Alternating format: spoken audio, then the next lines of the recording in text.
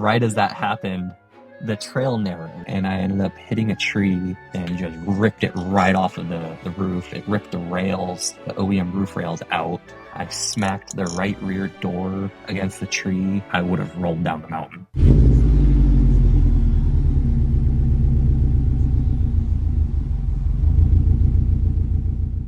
Welcome to this week's episode of the Dirt Subies podcast. And this week, we've got a very special, wonderful, fantastic guest for you guys. My friend Brandon, the owner of Sherman, a 2010 Subaru Forester. You guys might know him on social media, Starscream 12, whatever the heck it is. I can't remember. But this dude is a personal friend of mine.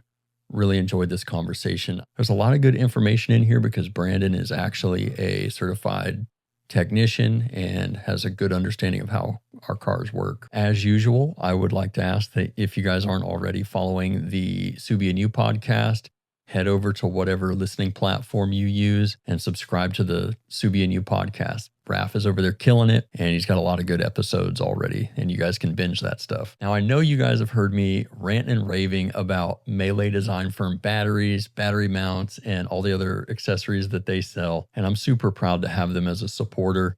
The way that we kind of worked out a sponsorship deal with them is to give you guys a 10% off discount on anything on the Melee Design Firm website. And so you can get a new battery, you can get a battery mount, battery tie down, strut tower brace, engine bay caps, all the goodies. And all you got to do is use code DIRTSUBIES at checkout to get that discount. So let's go ahead and jump into this episode. We are motherfrickin' live with motherfrickin' Brandon, freaking Starscream. You guys know him. He doesn't need any introduction. Let's freaking get into this, dude. How you doing, man? What's up? I'm doing good, dude. How you been? Dude, just you know, trying to stay alive, trying to get everything done and Yeah, I feel keep that. chugging. Yeah, you got a lot going on these days. Oh man, it's not even funny. I'm just trying to get through each day. Yep. But it is what it is. Well, dude, I'm super excited to have you on, man. You're Yeah, man. I would consider you a very, very close friend. Thank you. It goes both ways, dude. Oh, thanks, dude. Yeah. This is sick. So I've got Sherman. He's a 2010 Subaru Forester. I think he's a premium or limited. I'm not sure. Okay. Which one. It's a really weird option package. It's like high-end base model because it's still an X. I do. He had cloth heated seats when I first got it.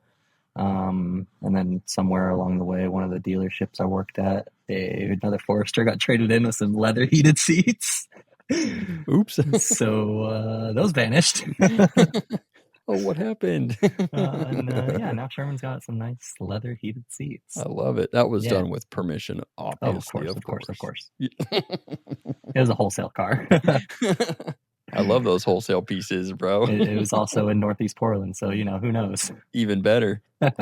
You know what? Before we jump into anything else, I think it might be interesting for people to sort of hear a little bit about your professional career, what you're doing now, what you were doing previously, just kind of how that ties into, how you mod cars and all that type of thing. For sure.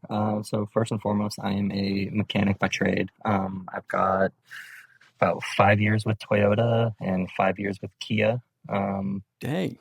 You've been in it. I've been in it for a little while. Master certified. Okay. I've done a shit ton of engines. I currently work for Iron Rigs 4x4 mm-hmm. Out in Beaverton. It's an Ironman dealer, so I get to lift and outfit trucks all day long. As far as Ironman goes, or Iron Rig, sorry, are you guys affiliated with Ironman, or what's that business partnership like? Kind of, sort of, yes and no. Okay. We are our own entity, but obviously there is a lot of inner workings with Ironman in there as well. Yeah. Especially right now, they don't have their flagship store in Sherwood anymore. Yeah. So they've been working out of our shop while their new one's being built. Okay. So again, yes, but no. Okay. They're there all the time, but we're still our own entity at the end of the day. Okay. And is that all you guys do is like off-road and overland outfitting? Is that kind of the bulk of it? Yeah, I mean, if someone comes in wanting to lift their truck and it needs some repairs done first, we'll take care of those as well. So we do a lot of repair work as well. Okay, so it's like a full service Yeah, setup. That's pretty cool. I didn't know yeah, that. That's yeah. rad.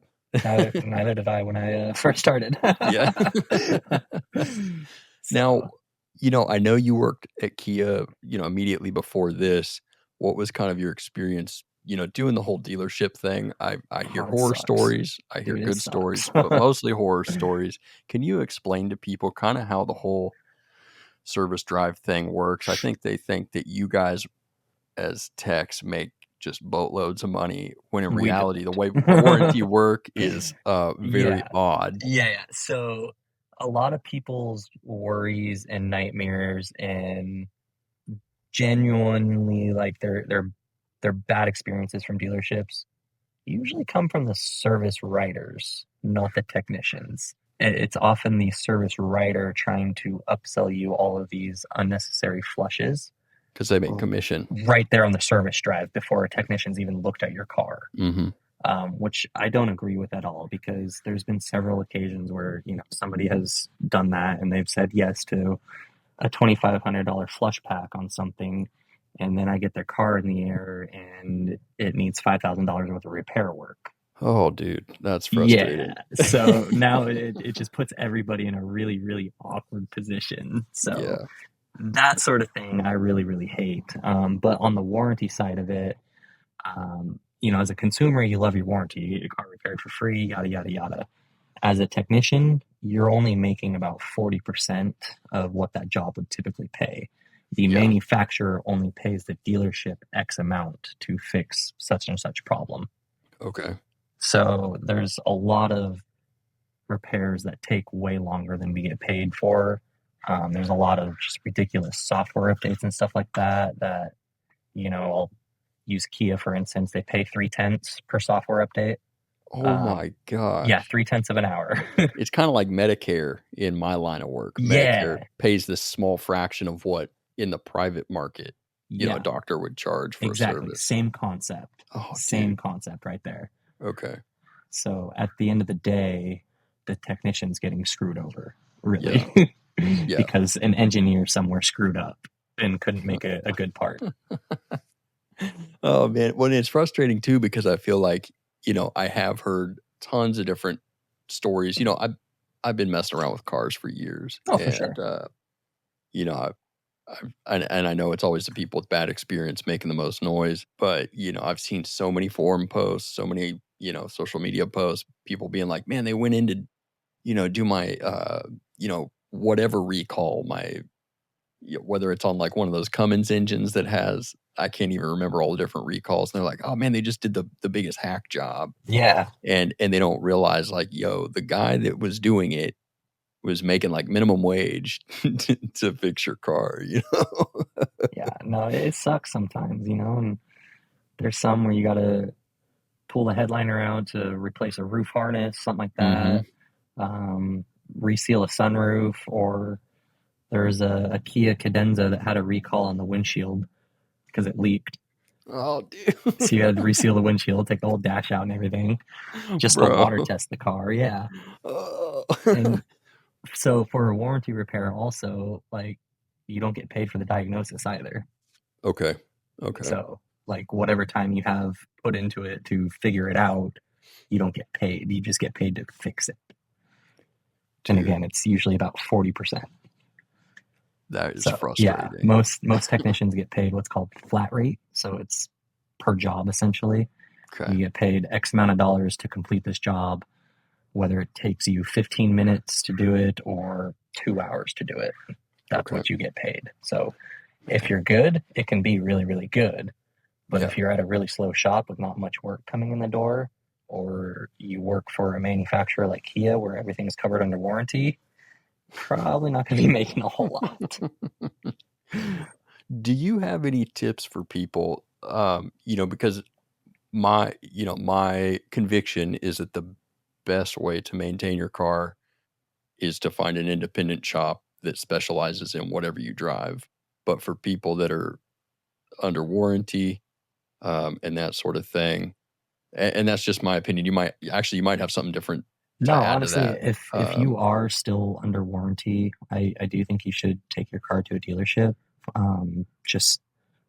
just in case, you know, Yeah. you do have that factory trained technician looking at your car.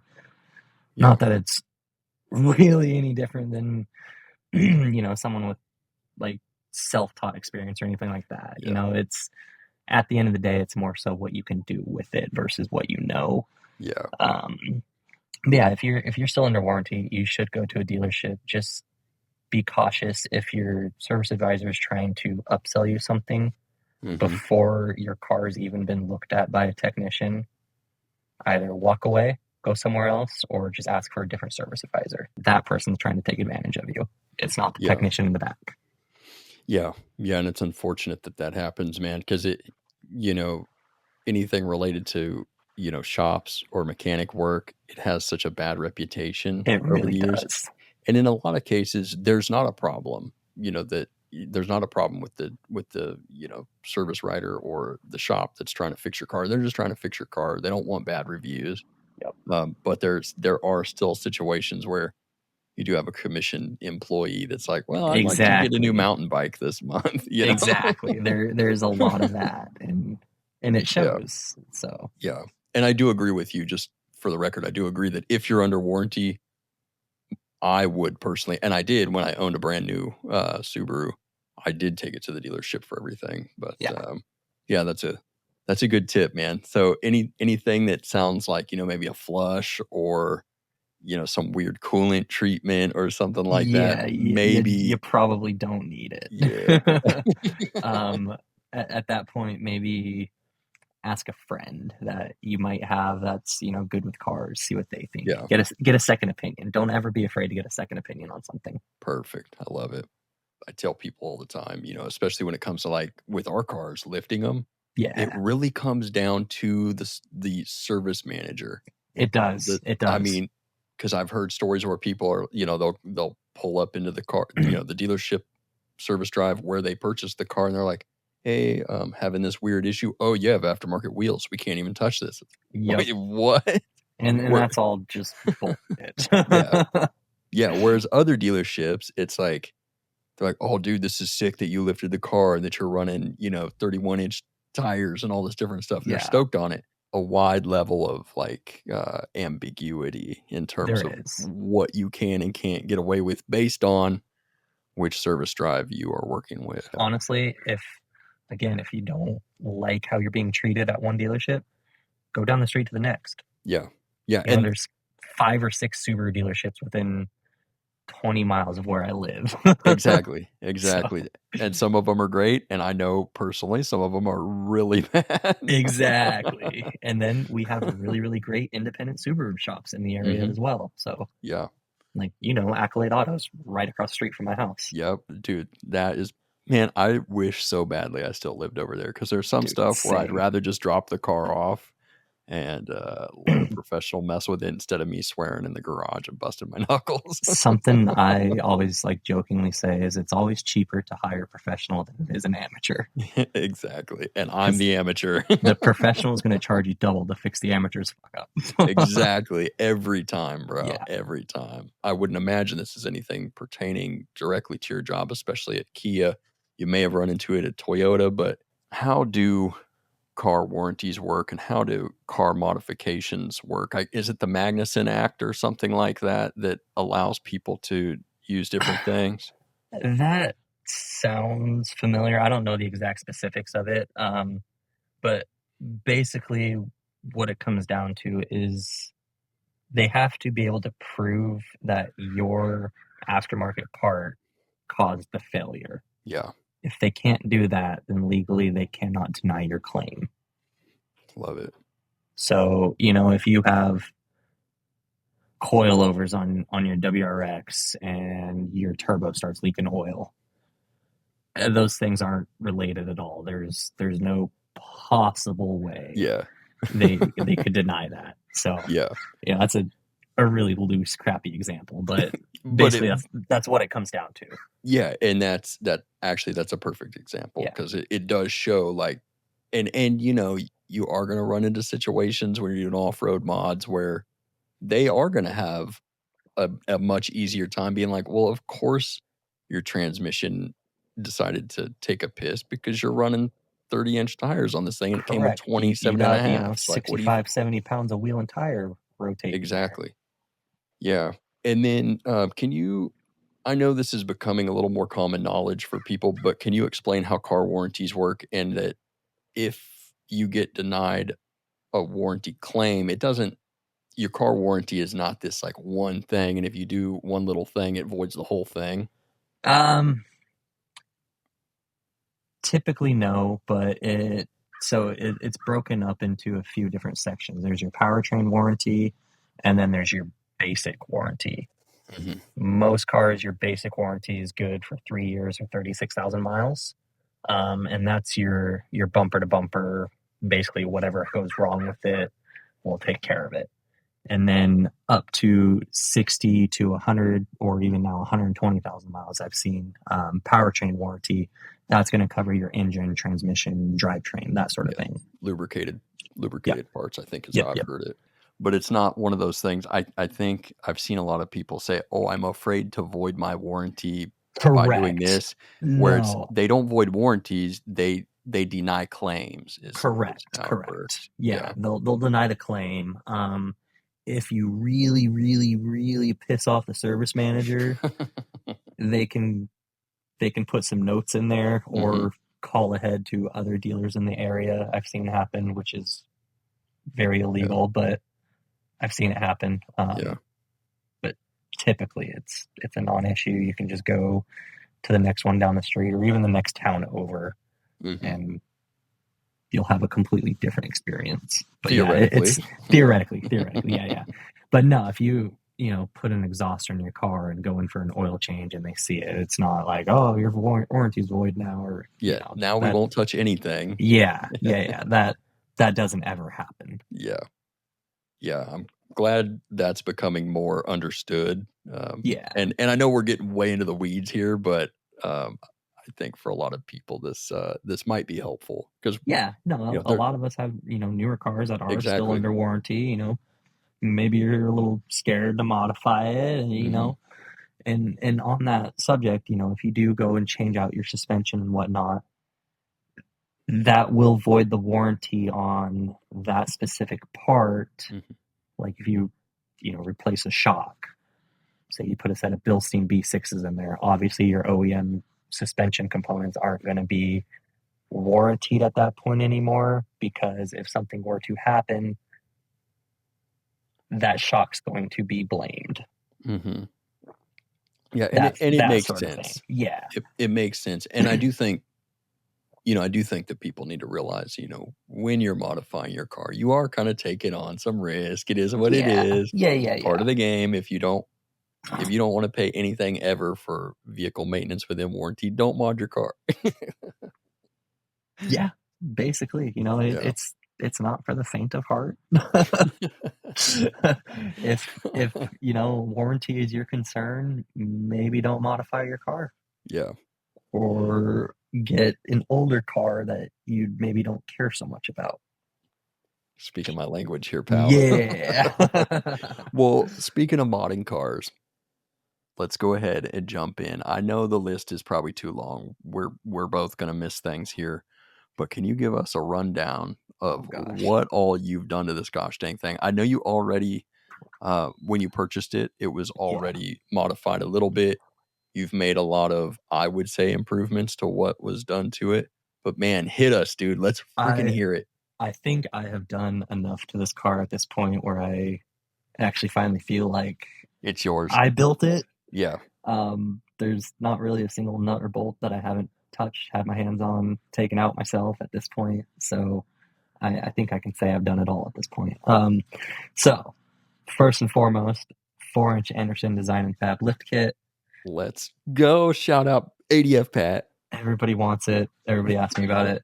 Nobody can get one. Yeah, because they don't make them anymore. Pretty happy to have it. When I saw the for sale ad for it, I kept staring at it like, holy shit, I want that car. The pictures were pretty, terrible, grainy, used car lot photos, so I couldn't really tell what was under it, but I had my suspicions. So I called the dealership it was at, put a deposit down on the car, basically sight unseen, My rented a man. car, drove down there. Got there at like 1 o'clock in the afternoon. It was in Auburn, California, a little bit east of Okay. Sacramento. That's a Salesman tossed me the mission. key. Yeah, That's a it was about mission an from where you're at, just so 11-hour people drive. know. Yeah. So, yeah, salesman gave me the key, said, go take it for a test drive. Let me know what you think. I hopped in it. I took a right turn out of the parking lot, a right turn onto the first side street right there, and then a right turn into the first parking lot I found. Crawled underneath it, saw everything I needed to see, went right back to the dealership, threw my money down on the table, said, I'll take it. Sick. Dude goes out to get the mileage off of it, and he comes back in and he's like, Did you drive it? Drive it? The mileage didn't change. So when I got it, it already had the lift kit on it. It had the front bumper on it, which I don't know anything about. I don't know if it's custom built or retrofitted from like a Jeep or a Ford Ranger or something. It's definitely not, I would say, built for the car. It's not the most secure bumper I've ever seen. Okay. But it works. It Dude, looks cool. I get questions about it all the time because I posted one of your reels after we did your article. I put it up on the YouTube channel. To this day, I get comments, what front bumper is that? I don't know. He doesn't know. Nobody knows. One part of the car I know nothing about. So funny. It's probably something I get asked about the most. Yeah. But yeah, lift, wheels, tires, bumper already on the car when I got it. It had some just black Steelies, 15x7, wrapped in some brand new KO2s. So I was pretty stoked about that because we all know I'm a KO2 fanboy. Yep. Or at least I was. I have since been converted. Thanks we to still Milton like and KO2s Carrie. though. Oh, they're a fantastic tire. Yeah. I won't tell anybody anything different. I still love them. They're a great tire. Yeah, I agree with you. I just have seen what some others can do. Mm-hmm. So I've been convinced there's better out there. But we're pretty happy with what we got now. Yeah, so I drove it home. First thing I did to it was actually swap the tires around to have the white letters out. The headlights are all blacked out. The DRLs have been painted yellow inside, so got some pretty cool lighting up front. It looks good. It's got a very specific look. I've never seen another SH. It just carries its own presence on the road. Mm-hmm. And it's actually pretty fun driving it. Rooftop accessories. I've currently got a Victory 4x4 roof rack. Okay. With an Ironman Nomad tent, an Ironman 270-degree awning, which is not ideal for a hatchback, I figured out. I never thought of that. Nah, neither did I. But yeah, it's quite inconvenient. But it's all right. I just smack my head all the time. Suspension now, I'm running Bilstein B6s. Okay. All four corners. I've got some custom ADF rear springs that I've been testing out for the last year now. Nice. Yeah, they're nice. They're going to be amazing. Can't wait for those to hit the market for everybody else to get their hands on. Yeah. Same, dude. Yeah. I don't think he's doing SGs, but I might have to buy a new car. I don't know. You never know. Just buy a whole ass car just for some springs. Yeah, maybe I bother him enough. Maybe he'll take pity on me, but we'll see. I think he'd do them. There's enough of them out there. I did ask him. I asked him, and he said, "No, we don't have anything." And yeah, he didn't indicate that they were going to do it, but dang. But we'll see. We'll see what happens. Yeah. Got a custom ADF engine skid plate that works with the 2-inch front subframe drop. It's part of the lift kit. Because their off-the-shelf one will not work. So yeah. And can you actually explain why that is? Yeah, everything just sits down 2 inches lower than it would on a normal car. So part of my 4-inch lift kit is a 2-inch subframe drop in the front and the rear to just help keep all my CV angles near factory. So everybody asks me, how do you not go through CV axles all the time? It's because my axles sit at almost factory angle. That's why. Yeah. You do lose a little bit of ground clearance with it. It's 100% vital up front. If you're doing much more than 2 inches, you really would just immediately start grinding out your CVs. Oh yeah, not to mention like there's a lot of other work necessary to run that lift kit that a lot of people maybe don't realize or even think about. Yep. Pitch Like, stop mount. Yeah, that's one that Radiator. I never even thought of, the pitch stop mount or even the steering shaft spacer. Yep. Yeah, you got to extend your steering shaft. Got to hack and tap it. Or something. So that's not something for the faint of heart either. Yeah. So. Yeah, man, it is way more involved. I always warn people about it because it's cool. I like it. I love doing big lift kits on anything. Yeah. But especially something that just wasn't meant to be that big. Exactly. Yeah. If people understand that, like, hey, if I'm going to do this, it's a lot of extra work. And it really is not 100%, but a lot of it is like just for the novelty of it. Like it's cool. It's fun. Like, exactly. I love it. I'm running a gray rough country 15x8, negative 19. Ooh, some saucy boys on a 1-inch spacer. Sick. Hey, I got 2 inches of poke right now. Sheesh, man. Let me ask you a quick question about that. What's up? Did you change the section width on your tire at all, or are you still running 235s? No, they're still 235s. Okay. Have you had any concerns or any issues yet with airing down and feeling like they're going to pop? I mean, I know they're brand new tires. I have not aired down with these yet. Okay. Yeah.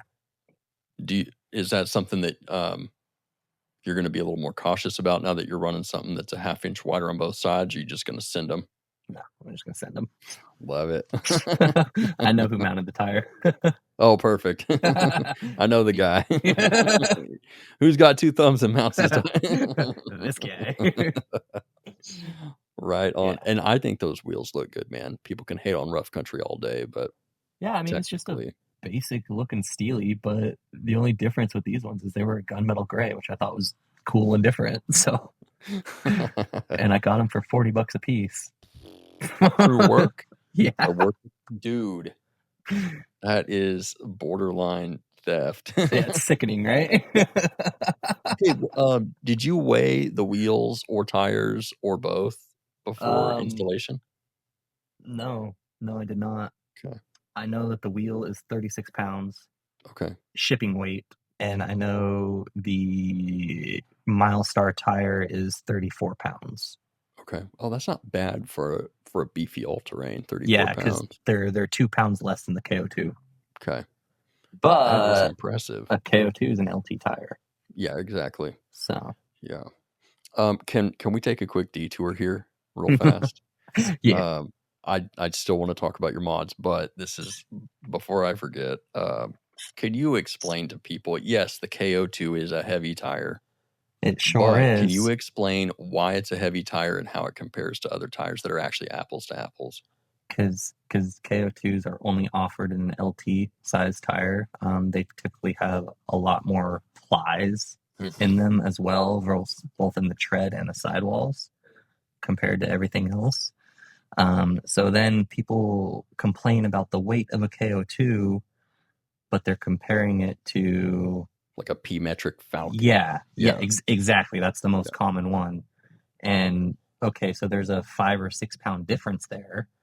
But then if you compare it to that LT, same tire in an LT, and you'll find it's significantly heavier than the KO2. Yeah. So, which is funny, man. I don't remember how many years I'd been doing this stuff before I kind of caught on to that. But I was like, wait a second, these actually aren't as heavy as everybody's saying. Yeah. They're just, and I do think most people should just go get a P-metric for their Subaru. That typically is the best way to go. Correct. You do not need an LT tire on your Subaru. There's no need for it. Exactly. As long as it's a reputable alternate tire, it'll be fine. I don't want to go wheeling with a Ling Long. Yeah. which is what I'm currently doing. You already know Daddy's down to gamble. Actually, they're some of the toughest tires I've ever used. But yeah, I always just thought that was funny. And you were one of the only other people I'd ever talked to that had kind of caught on to that and been like, wait a second. Like, yeah, no, I have personally had my hands on pretty much every tire out there. Yeah. I've mounted it, I've dismounted it, I've rotated it, I've picked it up, I've thrown it across a shop. Yeah. I've done it all with these tires. Yeah. So I have a lot of experience with a lot of different tires. Maybe not actually driving on it, but I can speak to the quality and construction of these tires and how well they hold up based off what I see on other people's tires. Yeah. So heck yeah. That's my spiel. Thanks for giving everybody a little better explanation than what I typically give. Yeah. No, everybody knows I'm a tire snob. I love it, dude. I love it. Okay, so you got the wheels, you got the 4-inch lift. You did say you're running some Bilstein. Did you say B6s? Yeah, the B6s. Yeah. I want to ask you a little bit about that. I don't think there's a lot of info out there about those struts. I've heard good things. I've heard not, pretty neutral things about them. They are pretty reputable across the board off-road. Oh, yeah. No matter what platform you're working with. Oh, yeah. Can you kind of explain to people what the benefit of jumping up to something like that would be over like a KYB or something? So Bilstein took a Subaru shock and said, how can we improve this? How can we make this better? KYB took a Subaru shock and said, how can we manufacture this for cheaper? Yeah. That's basically the difference right there between all your different aftermarket companies. Some take apart and say, how can I improve this?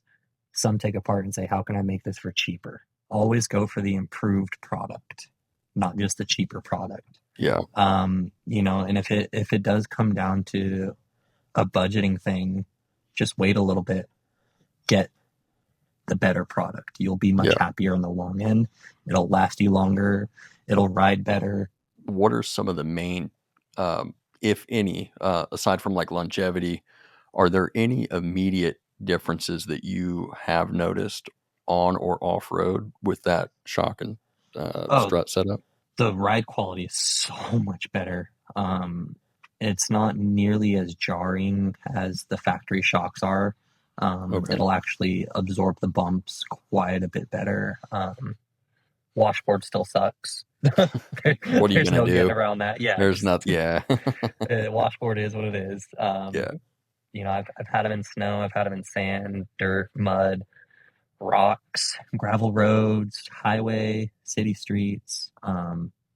They're just a really great overall shock. You're not really going to get much more travel out of them or anything like that. You're not going to get any more lift out of them than the stock shock, but you will greatly improve your ride quality. The valving in them is just so much better than the stock shocks are. Most shocks are going to have some sort of gas or a hydraulic fluid or something. And so basically your valving is how quickly your piston inside the shock can move up or down through the body and articulate, essentially. And that'll also help keep it cool if you're, in a high-speed desert area, going through some whoops at high speed, stuff like that. A shock with more valving and it's going to give you a better ride. It's going to stay cooler. And I need to do a lot more research into that whole thing because usually I just put suspension parts in and run them and I just break them and then get more. You put something else in it and this one worked a little better. Yeah. Cool. Well, no, that's good info for people because I think there is that misconception sometimes where people think, oh, I want to get this because I want more lift or I want better travel. And I'm happy with people upgrading their stuff as long as they have the right expectation. Because then they get it and they're like, oh, didn't do anything. You just need to know what you're getting. And if you're wanting some crazy long travel, you're not going to get that out of the Bilstein. Yeah, you're not going to get that out of the Subaru. No, you're not. There's too many limiting factors on the chassis. I could talk about that till I'm blue in the face. I could even buy TV ads about it, and people would still run around acting like they're going to get more. Is what it You is. can only get so much. Yeah, and I know there's stuff people are doing that's that's cool, but those people aren't watching my videos. They don't need to watch any of the crap I'm talking about. It's I would call that more extended travel versus long travel. That is a good way to put it. I mean, even on 4x4s, if it's IFS, there's still a ton of extra chassis modification. That's Yeah. like all those Baja trucks. All those dudes, they're all doing custom hoops, reworking the whole front subframe, not all a kinds of single stuff. OEM part. Exactly. And it's the same with our cars, man. I really get irritated when I hear people talk bad about like spacer lifts or what. Oh, I want more. No, you're not going to get any more travel. Shut up. Just do what we told you. A lot of the negativity from spacer lifts comes from the 4x4 world. From body spacers. Yeah. Yep. Which not even in the same world as what we're dealing with. Not even. I see it all the time, especially in like the Lifted Subarus Facebook group. People are like, oh, spacer lifts are for the pores. And I'm like, oh, here we go again. Every time. So I think it's safe to say, though, that you don't have any intention of ever switching your lift kit or trying to chase that extra travel. No. Yeah. No, there's no need. Sherman's plenty capable. There's very few places or things I've gotten myself to where I just couldn't. Granted, I know the car's limits too, so I'm not really like trying to get myself into that sort of situation either. Yeah. So, it is what it is. It looks cool. It does what I want it to do, and that's that. It looks good, and it is a beast, dude. That thing does what it looks like it does too. Exactly. That's the best part. Let me ask you this: what are the biggest, I guess, game changers in your build? Like, what are the things that you feel give you the most capability in it? My torque locker. My man. Definitely a torque locker. And the next biggest game changer is going to be the skid plates. Love it. Just because it takes so much worry and anxiety out of whatever you're doing. Yeah. Because, before I had skid plates, I'd still go out and I would do everything everybody else would do, but I was just very, very timid about it. And now that I know I'm protected, my care has gone out the window. Yeah. Well, because there's nothing to worry about. Yeah, except for the transmission. Is there a transmission pan that'll run on your... I could put a Rally Tech or a primitive one on it.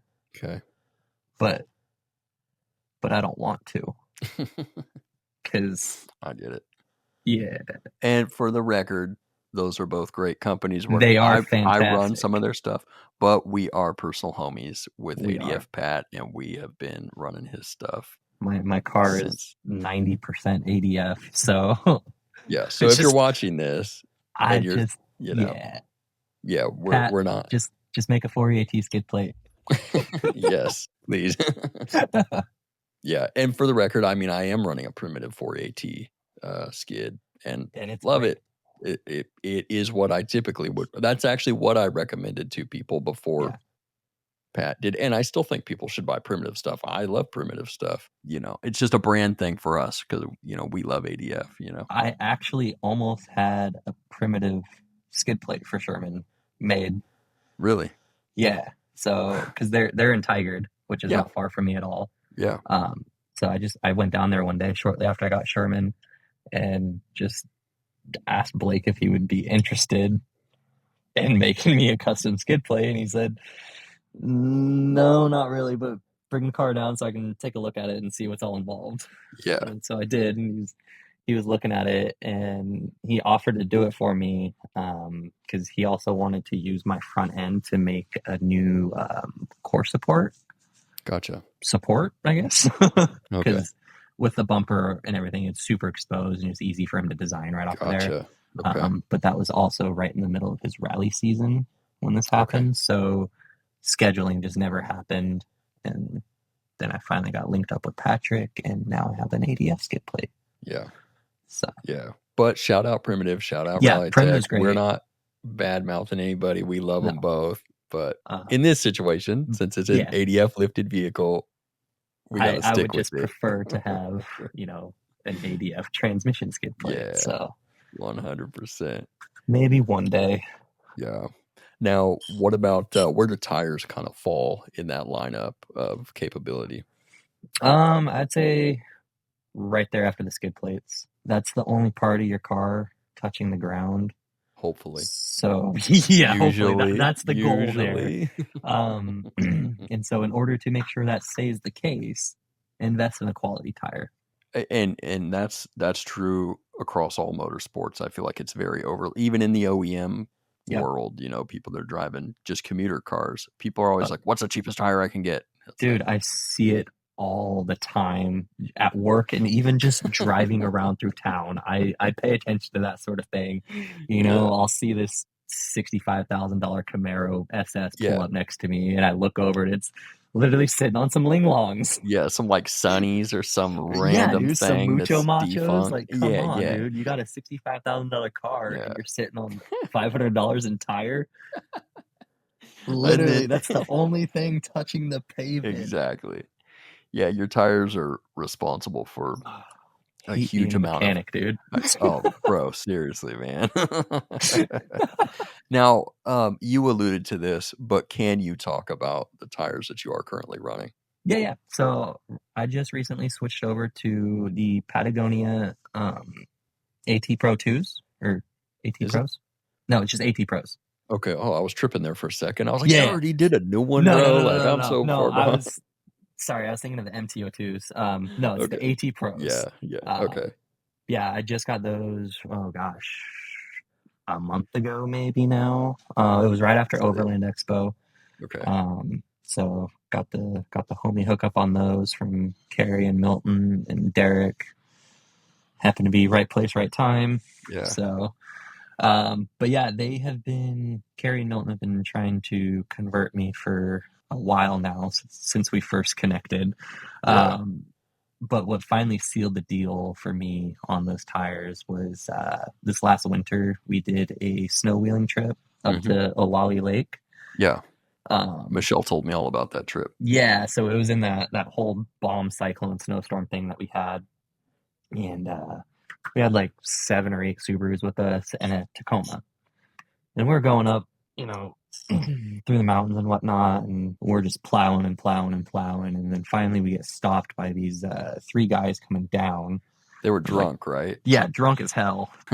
Someone blew out their front diff and got stuck in a winch and stuck in a ditch and was trying to winch themselves out with this tiny ass twig of a tree and just not doing anything. And then Chris 503 Outdoorsy just got out and just ran over there and started speed shoveling them out and just yanked them out of the ditch and got them out of our way. That's funny. And then they're like, "Oh, you guys don't want to go up there. It gets real bad, and there's nowhere to turn around." We couldn't make it, and yeah, so we just continued on up around them. But later on that night, we were going up the hill, pretty steep, snowy hill, and I eventually just lost all my momentum, got high centered and stuck, and Carrie had to not only pull me out, but then continue towing me all the way up this hill just so effortlessly.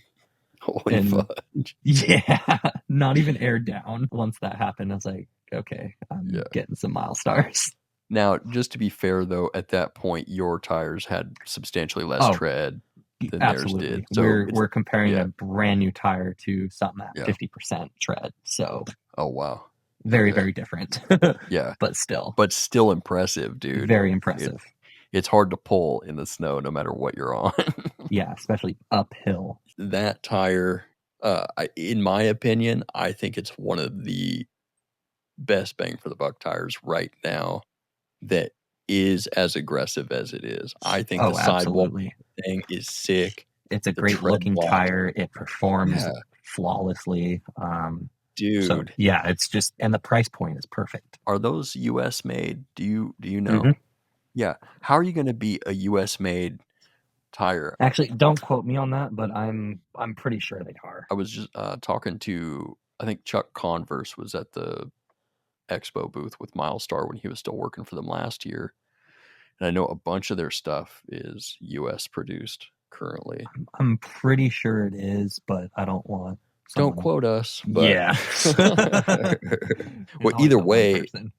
I first started using Milestars in the Jeep in a Jeep setting with Yeah. those The MTs. Patagonia MTs. Bro, I had the first iteration before they beefed up the sidewalls back when it was like super like I mean now they're a little more on par pricing wise, but dude, I'd never driven on a mud terrain that was that grippy but still felt relatively normal on the road. Yeah. That it was like it didn't matter what I stuffed it into, it would climb out. I was like, this is even in the snow, in the sand, like on the rocks. I was like, dude, this is sick. So I'm really glad. I think the AT Pro is kind of new, right? I think they've been out for a couple years now, Okay. but I think they're just now getting popular. Yeah. Yeah, because a couple years, I mean, my first set of Patagonias would have been like 3.5 years ago, maybe 4, Yeah, and I which know is the DOT stamp on my tires I just got are from 23. okay. Oh, you know what? I saw that on Derek's. He's got Yeah. 2011 was his stamp. Probably, I mean, they probably just made a ton of them and are just moving them Yeah. now. Yeah. But yeah, I think that's a great tire. I think people need I'm to super happy with them. check them I out. haven't really gotten off road with them yet. Just some light gravel road, Hmm. but nothing I would really write home about or anything like that. But Yeah. just on pavement and everything, they've been great. I don't really notice that they're any quieter or louder while driving compared to the KO2s were. I do notice them more when braking. Like when the Hmm. tire's really loaded up, it's kind of louder. But other than Okay. that, that's the only thing I notice. Now you didn't have those on during the expo, right? You had just gotten No, them. no, I Yeah. got them 2 weeks after Expo, Okay. Okay, that so makes I was sense. still rocking the KO2s. I mean, I know there's a couple other people out there with relatively large lifted SHs, but you probably have the most notorious one, and there's a lot of people that follow your build. So I got a couple questions. Yeah, dude. Have you run into any issues with alignments, premature wear on any other parts? I know we already talked about axles. If somebody really does want to take on the novelty of figuring out a way to lift the thing substantially the right way, not some ghetto, piece of trash lift. Yeah. Are there any issues that you've run into running something that big on the car? Not really. I had a little bit of camber issue after I put the Hmm. B6s in. That was Okay. just my own fault and my own Okay. laziness. Um, but just from the lift kit itself, no, it's very well engineered. Okay. And because of the subframe drop in the front and rear, everything sits pretty OEM spec. Okay. So I haven't really needed any adjustable arms in the rear end or anything like that. I can get everything close enough to inspect where I'm okay with it. It's Hmm. my own car. I do my own alignments.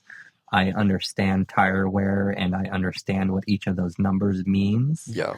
So it's a little bit different for me. I'm okay with having a value in the red as Yeah. long as it's even on the other side There too. you go. That way it'll handle right. Yeah, that's the key component right there.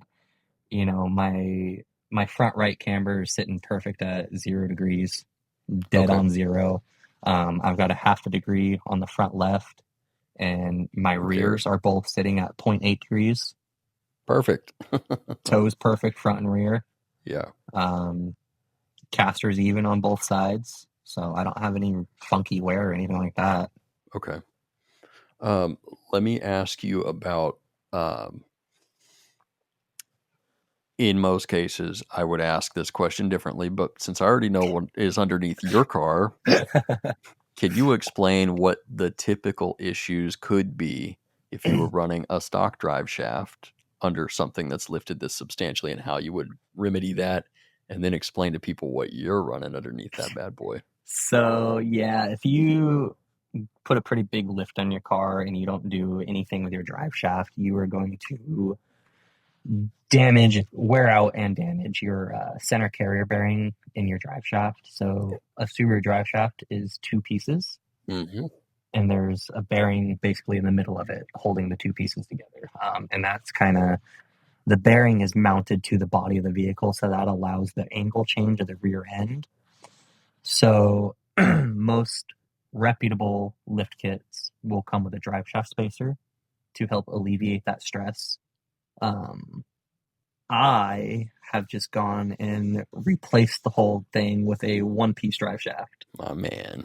that the homie Josh Camilla Foz up in Washington made for me. Oh, he's the one that did that? Yeah, Okay. I follow yeah, him yeah, on Instagram, I'm almost yeah, sure. On one of my accounts. Okay, I didn't know he was a Loke. That's what's yeah, up. yeah. Okay. He's the one that made the drive shaft for me, Sick. and he hand delivered it to me. Drove down here from Seattle in his Forester. He has a SH just like mine. What color is it? It's red. Okay. Okay. I'm sure you follow him. I'm almost certain I do. I'm But just yeah, joking. we had a real funny, real first meeting. So obviously he's meeting me at my shop so we can Okay. install the drive shaft, and then we're gonna go camping together right Sick. after. He makes the last turn around the corner of my shop, and the bolt for his power steering pump pulley just says bye bye. What? Leaves the chat. Pulley goes flying off. So now we got to do an emergency power steering pump replacement. Fudge, dude. And then, yeah, slammed my drive shaft in and went camping. Had that happened, 10 minutes prior or 3 hours later when we Later, were on the trail, big would have been problem. fucked. Yeah, But the dude, with a fact that it capital literally F. happened like pulling into my shop. That's the kind of luck I hope to receive throughout my life at some point, because so far it's been ass. Yeah. So, but yeah, the one piece drive shaft has been a game changer. It immediately fixed a problem I didn't even know I had until it fixed it. Just had a lot of vibration coming from my drive shaft that I didn't really realize was as bad as it was until I Yeah. eliminated it. And then just driving down the highway and it's all smooth and quiet. And I'm like, whoa. Yeah.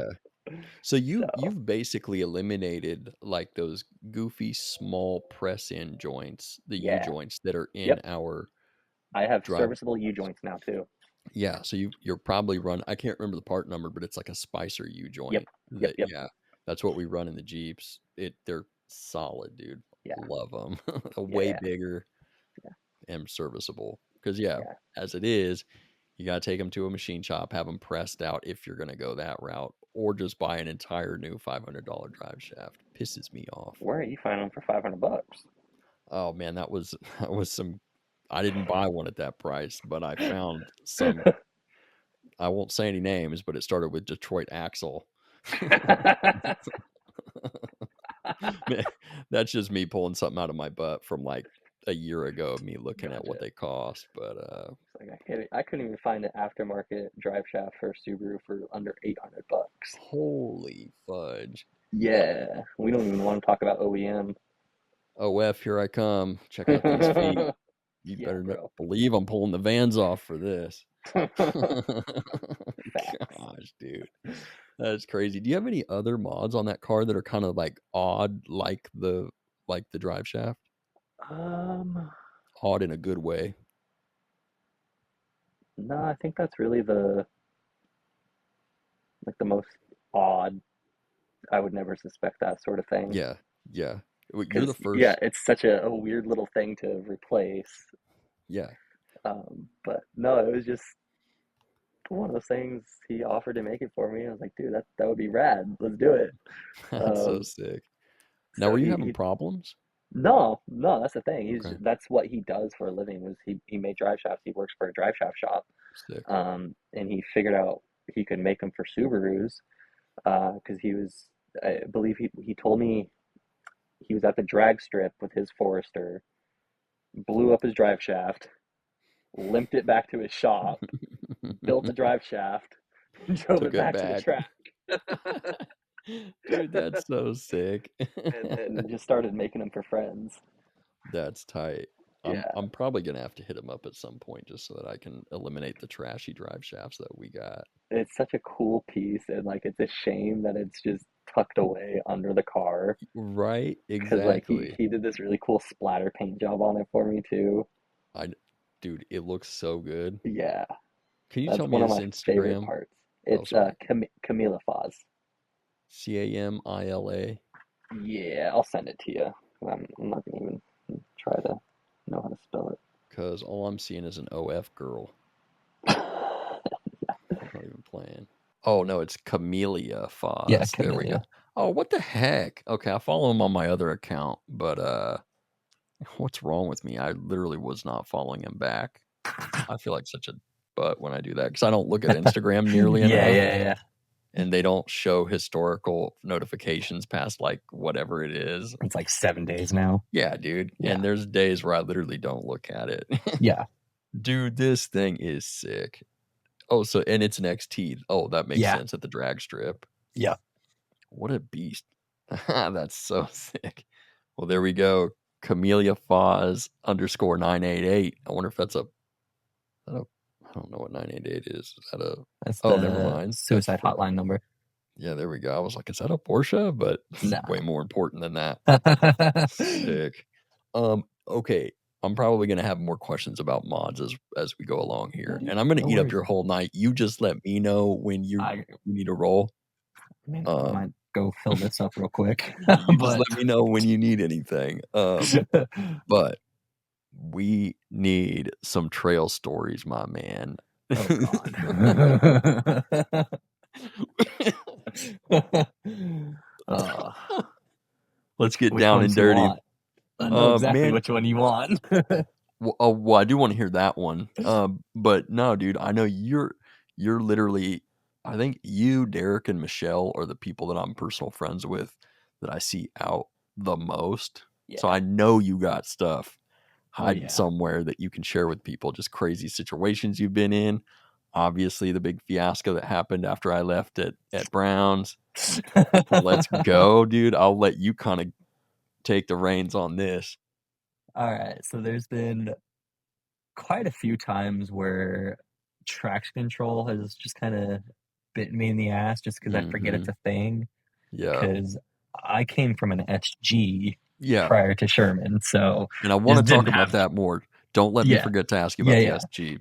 Just didn't have traction control ever. So, I Yeah. never think to have to turn it off or whatever. And so there's definitely been numerous occasions where I'm just stuck and can't get over this tiny little bunny hill because of traction control. And I Yep. just sit there looking like a dumbass. Yep. Yep. So then, you just gotta turn it off and then give it a little first gear send and she's good to go. But First gear, yeah, baby. that's definitely happened to me like multiple times where I'm just struggling to get over nothing because Yeah. the wheels are slipping just enough to kill all of my power.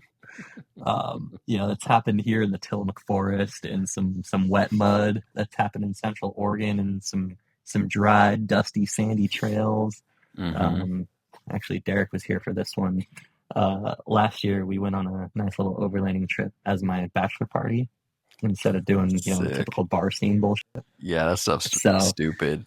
we were out on this trail near Mount Bachelor, and I had been there by myself prior and couldn't get up it.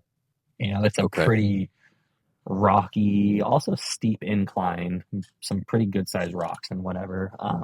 But it's really loose, sandy substrate. Oh So yeah. there's not much for traction at all. And then yeah, you just lose all of your momentum and may not have quite enough suspension travel. Yeah. So you start hanging a front wheel and Yep. whatever. Now your back's spinning and you're just sitting there looking like a turtle. Turtle gang. So I go there with Derek and my best friend Zach, and Derek goes right up this in his Forester, no problem. He's got his torque locker, just walks right up. My homie Zach, he's got a Forerunner. Obviously, What's Zach's last name? Jones. Yeah, I met Zach at your wedding. Yeah, He's cool. yeah, I yeah, like him. yeah, He's yeah. funny. He's the best man. Uh, yeah, his forerunner obviously just walks right up it too. And then there's me. There's a couple different reels of this on my Instagram, but Lives in basically, infamy. it took about 15 attempts to get up this little section, and I had to just full send it from a good little run down the hill and have my traction board set up like 3/4 of the way up just to give me that extra little boost at the top. But yeah, I finally made it up, and then I was like, yeah, who needs a locker? Me. Now, was I that do. was that a traction control issue or just no locker? That was no locker issue. Really? Yeah. Man, it is crazy to me how much of a difference those make. I have not been back to that exact spot with the locker yet. I'm itching to get back out there. But I have been into other places where I've struggled, and now the locker, it's just like night and day difference. Yeah. It's like that right there should be people's priority. If they're really trying to get into it, I think it's Yeah. the way to go. If you want to go do like serious wheeling and off-road, invest in a Yeah. torque locker. That will be your biggest game changer right there. Now, I still want to hear trail stories, but real quick, can you give people a lowdown on the torque locker, what it is, a general idea of how it works and why it's important, and then how bad was the install for you? For me, it was really easy. I've had some experience with differentials before. Obviously, I'm mechanically inclined. I've got the know-how and whatnot. But there's still a little bit of, I guess, anxiety that comes with digging into the guts of your car, we'll call it. Yeah. But all in all, I think it took maybe 30 minutes, 45 minutes to Nice. do. Took me Yeah, a little longer, but I was, it's not a hard process at all. yeah, Getting the differential out of the vehicle is harder than actually swapping the torque locker in. 100%. So Both axles got to pop out. yeah, take Drive that as you shaft. will. Yeah. Again, my car's been gone through, so it comes Mhm. apart easy because it's been apart. Use anti-seize? Yes, Me on the too. important things. Me too, dog. If it's something I want to be able to take out, yeah, it gets anti-seize on. If it's something I'm trading in, red Loctite all day. Facts. Oh, oil drain plug needs to be real secure. Boop. Not just kidding. I'd Yeah, never do red that. Loctite, torque it down to 200 foot-pounds. Get it with the extra ugga duggas. But yeah, so the torque locker inside your diff, basically, you've got your axles coming into your diff housing here, and then inside it, there's these two gears that are driven off the splines of the axles, and then those drive another gear, which drives your drive shaft. And I just explained all of that backwards. Yeah. The drive shaft is what actually goes in and starts delivering power outwards. Yeah. But we know exactly what you're saying. Yeah. But that's the internals in there. So you're essentially replacing those two side gears inside with the locker components, which are these two, I don't want to call them clamshells. They're kind of like a cam gear, basically. But they've got these notches in them, and so they slip and lock into place, and they kind of ratchet as you turn and whatnot. So that's the click, click, click, click, click, click, click you hear when somebody's turning or driving at a low speed when they have a torque locker. It's those gears actually ratcheting inside. Yeah. So. And that means it's doing what it was designed to do. Yes. Now, when you get into a situation where your wheel is slipping or you've got maybe your rear wheel up in the air, what that's going to do now is those components are locking together. So power is going to be sent to both of your tires, not just the one that's free spinning, doing nothing. Yeah. So that's what's going to help get you through those obstacles. Love it. Yeah, because typically the way that I understand it, the way that our vehicles deliver power is whatever tire has the least resistance gets the most power with the open diff, which is an absolute pain in the butt. Yes, that's exactly it. And I Path of think least resistance. exactly. And I think the way I understand it and through some of my experimentation, because I've got 3 torque lockers currently, I think the way that Cora designed them was so that they lock up when there's power delivered through the drive shaft. Correct. So if it's coming through the, through the drive shaft into the, into the pinion and down where the spider Correct. So gears would have if been, if that's you're when it basically if locks. you're on throttle, Mm-hmm. it's going to be locked up. Now, if you're just coasting through a turn, it's No not locked. problem. Yeah. Yeah. That's So when you'll start to hear that's it why click. you're hearing that click. Yeah. It's not locked. Now, it does require you to drive a little bit differently and be a little bit more mindful of what's going on, because you can actually lock up your rear end in a turn. And if you don't know when that's going to happen or what's going to happen when that does that, it can be kind of scary. Yeah. And potentially cause damage. That would be if you're driving aggressively, or in a dangerous situation like there's a lot of snow and you're driving as Cora told me personally, driving like a donkey. That's what she said. I was dying. I was like, hey, that's a good way to put it. That's perfect. But yeah, it's I haven't had any issues. Now my center diff is on its way out, so that'll change the amount of lock that I get. Yeah, that'll change some things too.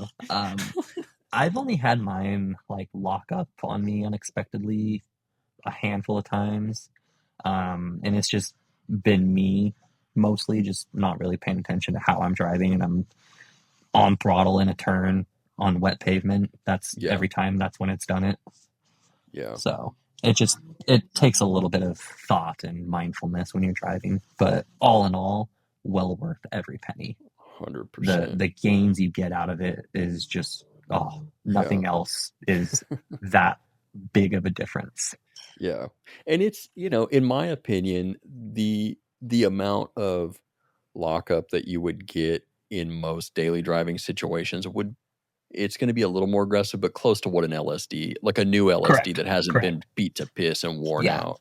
Same kind of thing. So if you're driving in a way that's going to get you into trouble, you would have gotten into trouble in most other cars anyways, because you're acting like a bozo. Yeah. Now I got to hear the carnage that I don't even know what happened. I was busy that weekend. And I was trying to get to another spot, so I left early. But after I left, a little something went down. Yeah, it went south real quick. Basically, what it boils down to is I have HID headlights. They're very sensitive to vibration. So I don't use my headlights when I'm off-roading. I just use my DRLs and all of my off-road lights. Plenty of light output. So we're out at Brown's Camp, and we actually just finished up all of the trails, and we were heading back to the staging area to get Enzo's stock Forester. There was a car coming down the trail the other direction, so I killed my exterior lights and turned my headlights on so I wasn't blinding this guy. If you know anything about HIDs, they don't turn on immediately. They have to warm up. It's a gas inside, so it actually needs to heat up to produce light. So they started the warm-up process and then just flickered off. Right as that happened, the trail narrowed, which I could not see, and so I dropped the front right tire over the embankment, and I ended up hitting a tree. My rooftop tent took the initial impact on the front right corner of it and just ripped it right off of the roof. It ripped the rails, the OEM roof rails out. Holy fudge. I didn't know that. Yeah, that's why I have the rack now. Forced upgrades, homie. Yeah, it ripped the OEM roof rail clean off the roof. Man. I smacked the right rear door against the tree, and then luckily there was a stump just beyond the tree, because that's what stopped me. If that tree and that stump wasn't there, I would have rolled down the mountain. Yeah. Even if that stump wasn't there to stop me, I would have rolled down the mountain. Yeah. So all in all, it was as perfect as it could have been. the tent came crashing down on the driver's side, which dented and scratched the front door, the rear door, and the rear quarter panel. So I got damage on both sides. Both door handles survived. Perfect. Both doors open. Body lines are mint. No broken glass. No airbags. No mechanical damage. And both me and Cassidy walked away without scratch. Let's go, dude. So Carrie and Milton winched me out. We strapped the tent to the rooftop of Frankie, their Impreza, and we all drove home.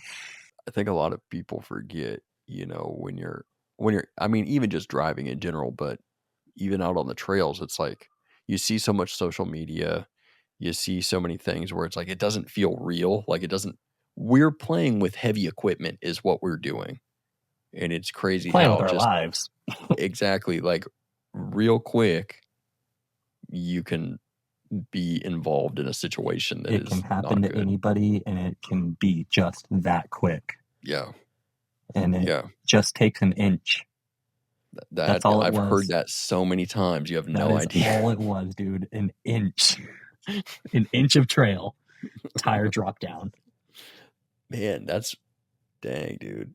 Yeah, and I've gone back since to that spot and just kind of looked at it, looked out over the edge, and it's terrifying how bad that could have been. Yeah, and just so people know, I know a lot of folks are local, but the way almost all of the trails where, in that general area, they're all like cut like logging roads. So you have a high side, the road, and a low side. And sometimes it's like a lot of low side. If you start rolling, the only thing that's going to stop you is maybe a tree if it wasn't clear cut within the last 10 years. I mean, that would have been a 40, 50 foot roll. I'm good. Thank you. Yeah. Thank you. Have a nice day. Yeah. Man, well, I'm glad that turned out. And I know it's like it's easy to like look back on it now and be like, whoa, that's sick that, your car survived. But like in the moment, that stuff is like nerve wracking. Oh, dude, it was terrible in the moment. Yeah. Because, like me, I don't really care about myself too much. Because like when I'm out doing gang stuff, it's like, I don't care. Like if I roll over and die, my family will cry about it and it'll be that. But whatever. But when you got passengers, it's like a whole new level of like, oh, shoot. Like, yeah. Hope everybody's good. Hope I'm not about to go to jail. Well, and yeah, like that was the shitty thing too. So like we're stuck there in the car.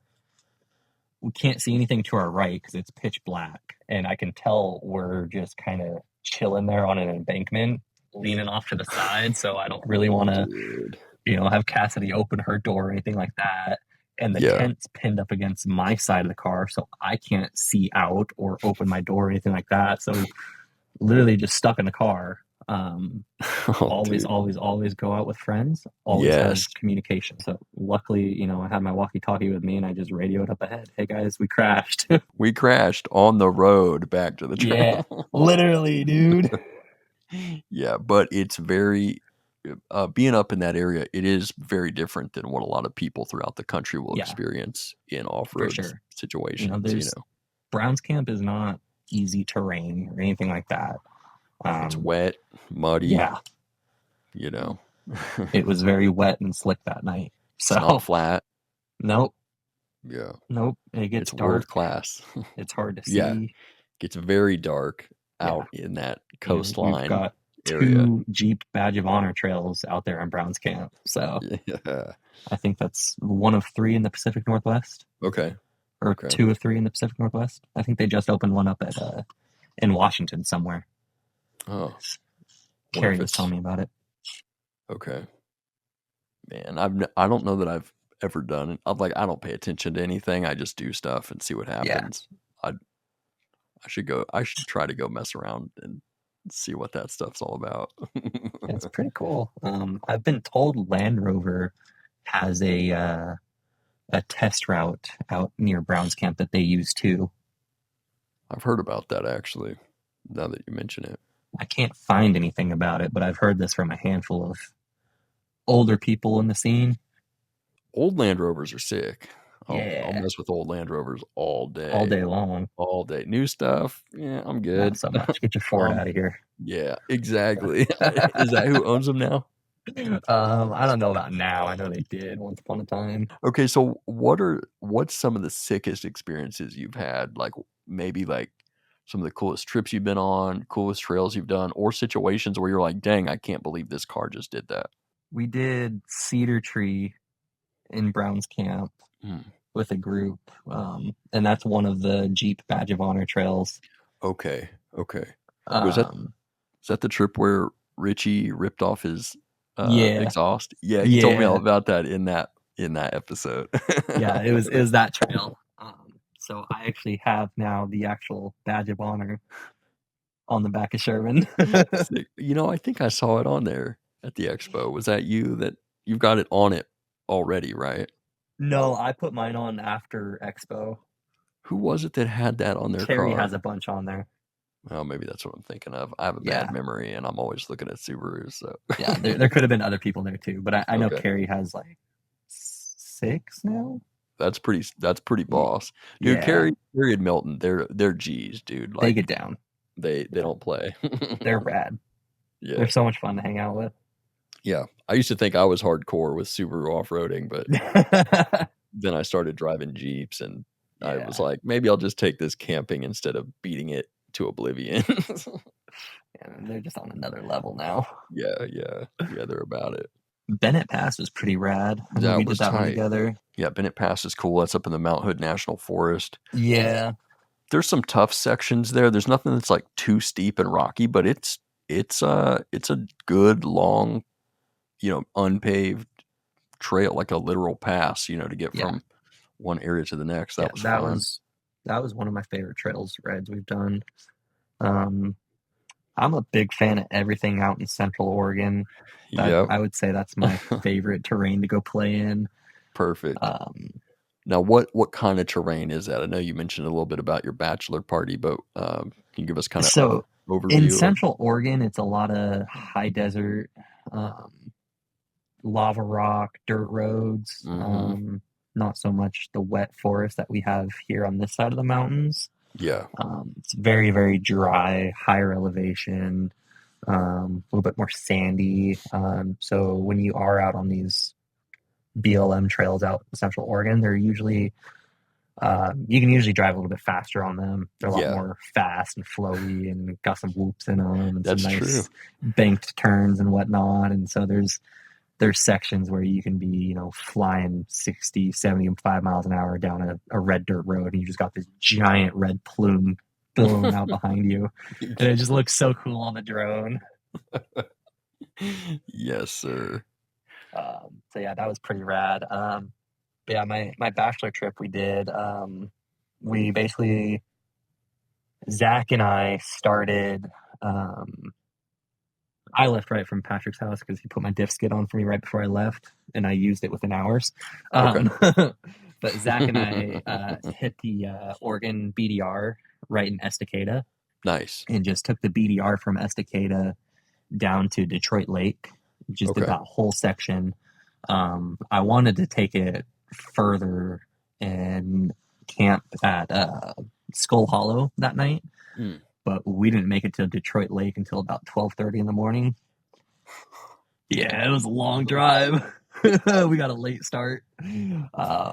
So we just hopped on the highway and hauled ass to Skull Hollow area and didn't even make it to the campsite I wanted to. Just posted up in this open area. And That's the way to do it. literally, Zach and I set up our chairs, popped up the tents, poured a drink, and went to bed.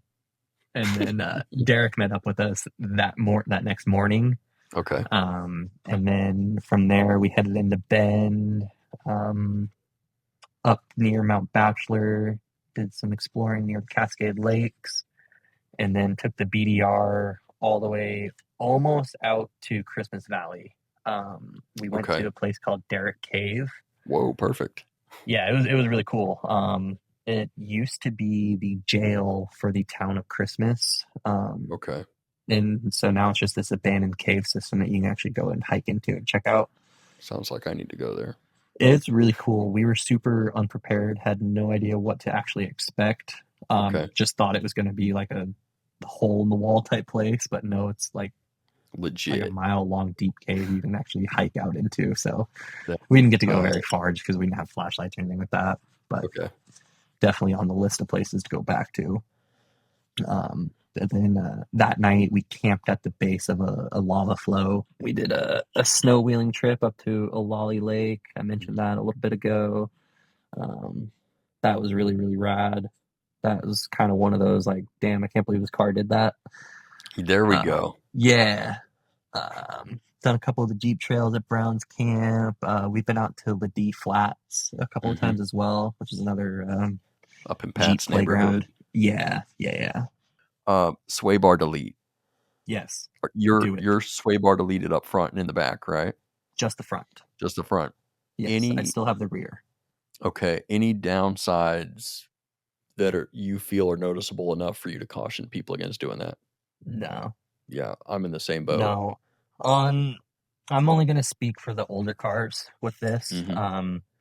Your sway bar isn't doing enough really to miss it at all. Okay. On the older models where you've got the really, really short end links, Yeah. that's all the movement your car has right there.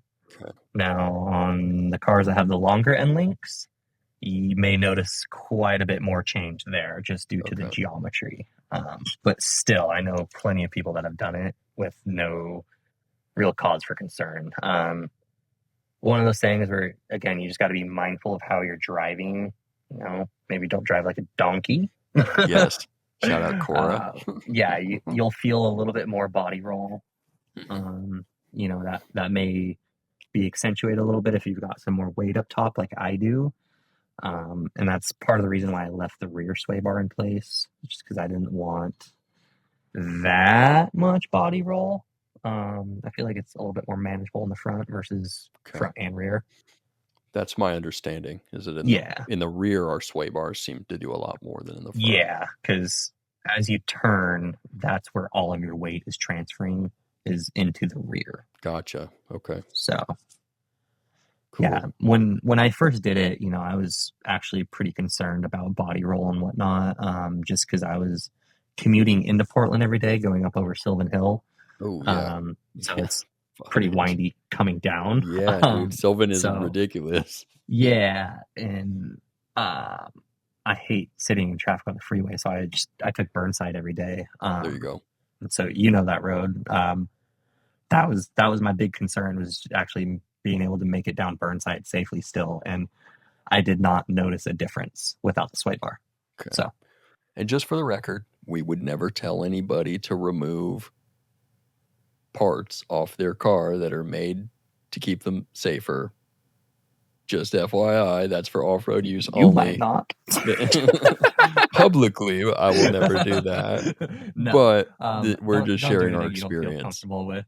But if you do want to enhance your off-roading experience a little bit, deleting or disconnecting your front sway bar is a really, really good way to just get a little bit more articulation out of your car. Yeah.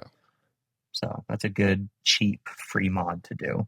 100%. I have 2 cars that have no sway bars at all. Yeah, I'm with mine sat under my toolbox for a year and a half, and I don't even know where it's at anymore. Yeah, who needs that thing? Melt I don't down. need it. Turn it into something. Yeah, turn it into a D-ring or something. Rooftop tent. What do you got now? Now I have the Nomad 2.0 from Ironman. Okay, is that a more low profile type of a tent? I know the first one you had was like clamshell style, right? It's the exact same as what I had. It's just the newer version. Gotcha. And it's still not the current version that's out. I just right place, right time. Nice, my man. got the hookup. Love it. I got a fat hookup on both my tents, actually. But yeah. Obviously, the big elephant in the room always when it comes to rooftop tents and off-road mods, miles per gallon. What are you getting? What things have you noticed that have maybe affected it the most? So when I drove Sherman home from California, I averaged about 18 and a half. Okay. Which isn't great, but it's not bad. Not great, not bad. Driving on the freeway anywhere outside of Portland, I can still get about 18 to 20 as my car Okay. sits right now. Dude, that is not bad at Tent, all. lift, wheels, tires. EPA rating on that car was, I think, 20 city, 22 highway. So I'm still getting, I can still get close to factory mileage That is with my setup. crazy. And is that, oh, sorry, go ahead.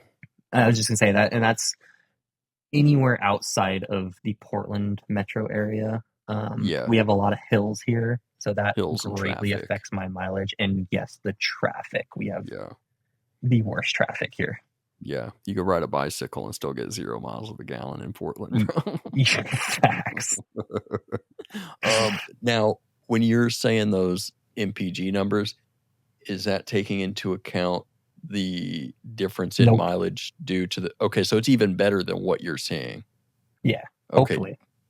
Because technically, I don't remember the stock tire size, but I think you're a little bigger than the stock diameter. Stock is, I want to say 225, 55, 17. Okay. I think. Okay. Or maybe a 225, 65, 17. The 225 sounds close. You know what though? I don't think I've ever owned a Subaru that ever even came with 17s from the factory. So don't ask me. Yeah, I could go look Okay. at the tire label on the door, but Nah, don't worry about it. yeah. Okay, well that's impressive No, one way or the I've other. never known how to do the conversion for the tire size or anything like that. So anytime I've given a mileage number, that's just what the dash reads. Yeah. I just look it up online. That's That what I do. works. Okay, so the MPGs are out of the way. Let me ask you about maintenance intervals. Have you adjusted the way that you maintain the car? Are there any things that you pay extra close attention to, due to the way that you drive and have modified the car? Don't ask a mechanic about how they maintain their vehicle because they don't. How would if you were advising a customer, do you have any recommendations there on maybe shortened? I just check things a little more often than a normal person might. As much as I joke about it, I do take care of my car. Yeah. I may put things off for a long period of time that someone else might not, Okay. but that's just because again, I know what it is. I know what the trade-off is there, so it's not And you know the end of what the to world look for out me. for. Yeah, it's like I've had bent trailing arms for almost a year now. Yeah. And I'm in no rush to replace them because they're not You got affecting my alignment. That's exactly what I was gonna say. You know what the Yep, downside would be. You know that it's not a problem right now. Who gives a fudge? exactly. Could it buckle on me at any given moment? Yep. Maybe. And when that happens, I'll put a new trailing arm in it. That's right. It's not that I don't have the new trailing arm to put in. I just don't want to do it. Welcome to my life, I have sir. a stack of parts that I just Dude, don't want to do. I have a new steering rack for that SG sitting in there. It's been sitting there for a year. You want me to come do it for you? Those are easy. I know it's easy. Me just putting that thing up on jack stands is like, no, thank you. See, that's another thing I always forget about. Like when I'm working on my car, I'm working on it on a lift. Us mere mortals have to get out the big reds and use our good old Harbor Freight, life takers.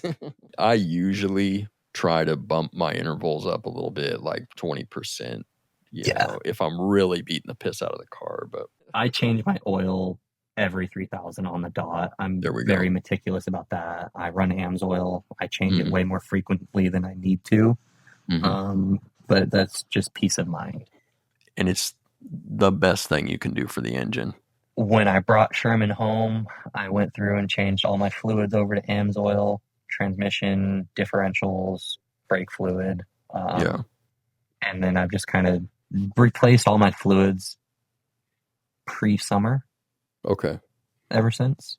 Yeah. And, without crazy temperature fluctuations, that's fine. Yeah. We're super hot in the summer and we get pretty cold in the winter. I go up in the mountains.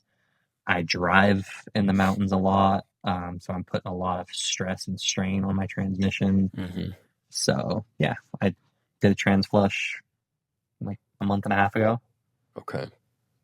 even though it was just done less than a year ago. Yeah. I think fluids are the big thing, man.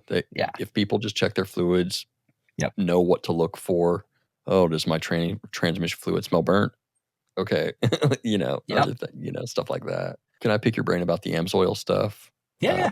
Do you have any, I mean, I know they're very well known across all motorsports.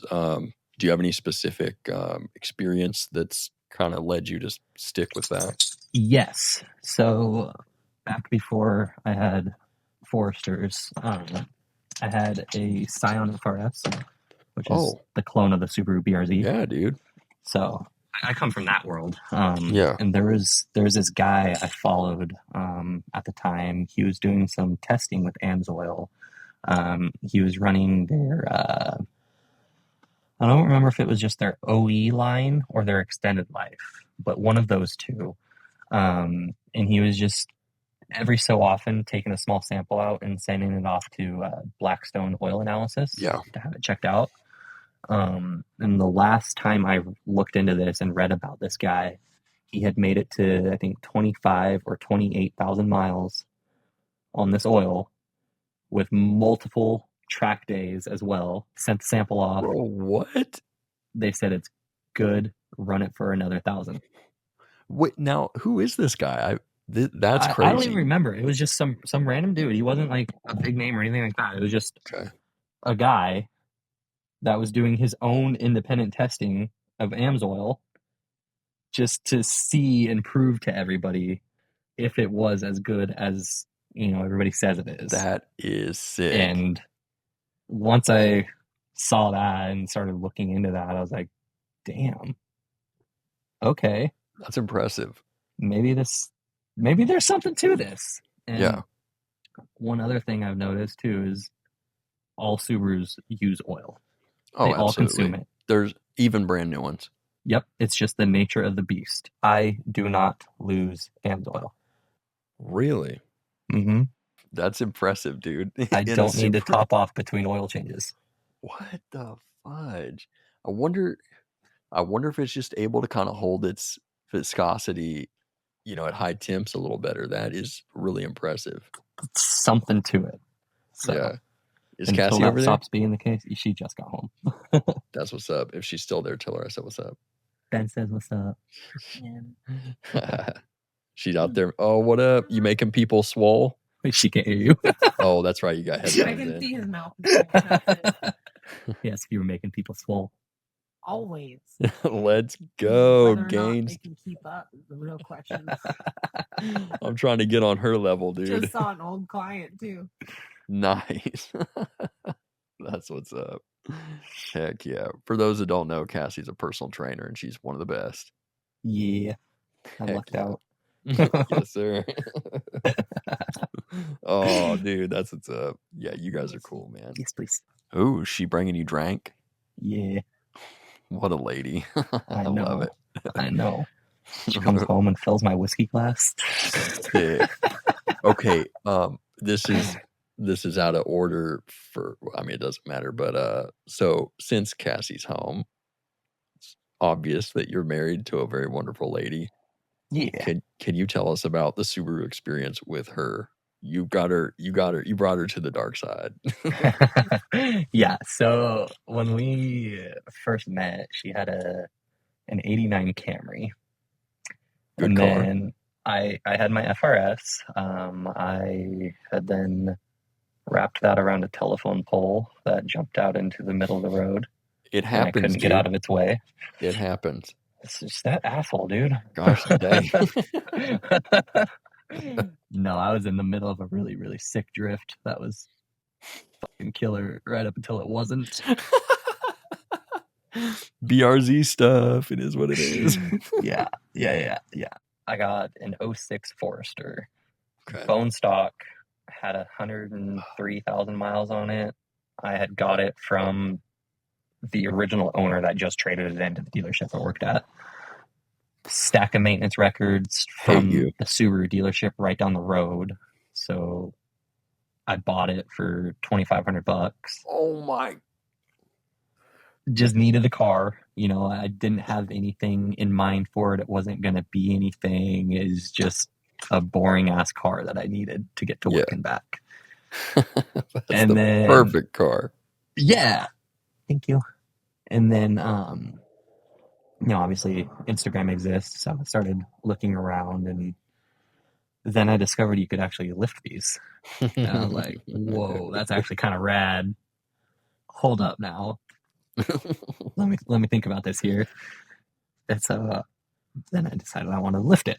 But anyways, before we get too far off track here, Cassidy and her Subaru. So she, after I got mine, she just drove it around the block once I brought it home, and she was like, "Dang, I want a Subaru now." So Nice. we That's all it found her takes.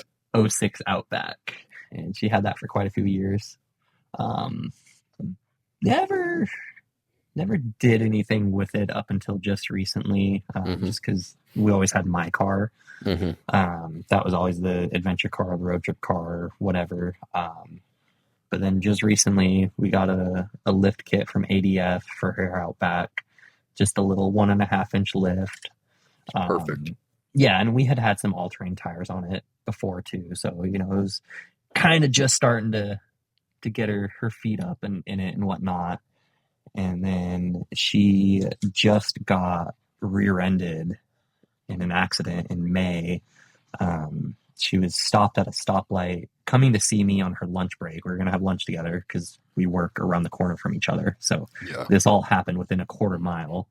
When she stopped at a stoplight and got railed from behind by a Prius that never hit the brakes. And that's a 45-mile-an-hour road.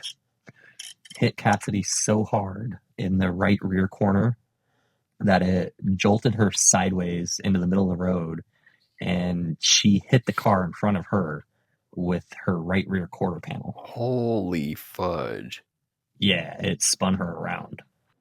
And Cassidy found this one on Subaru Portland's website.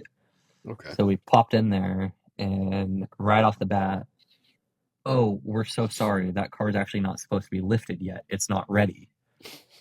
It's in our body shop, yada, yada, yada." Yeah. Okay. Why is it in the body shop? It's Yeah. having the windshield replaced. Okay, that's no big deal. Can I see the car? We'll have to schedule an appointment.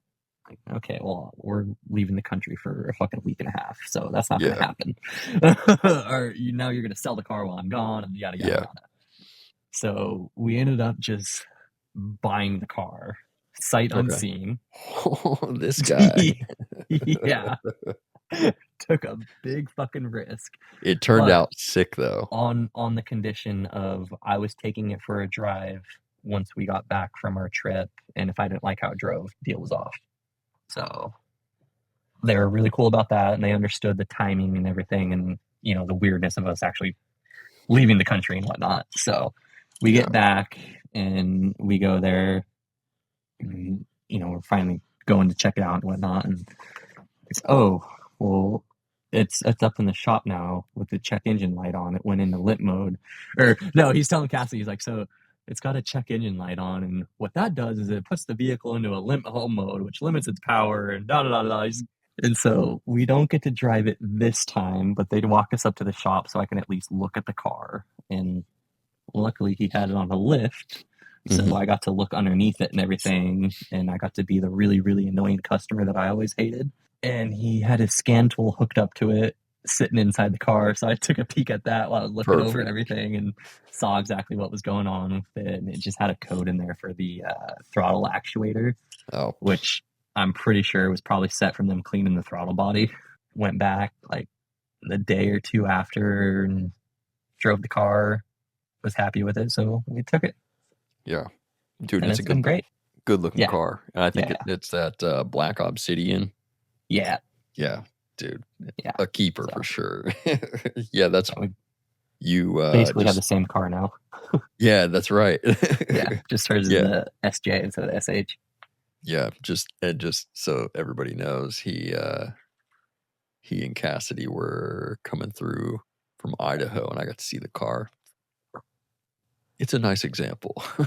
Oh, it's always got to stop and see Benny on the way through. That's right. My man. Now, any future plans for that car? Oh yeah. What do we got in the works? 2-inch ADF lift, ADF rear spring, ADF skids. Nice. Hopefully a CVT pan, because this thing gets a little hot in the hills. The overheat light come on the way home from Medford the other day. Shoot, dude, what the fudge? That's twice now, and I wasn't even really like driving it hard. Yeah. Oh man. 70 miles of AC on.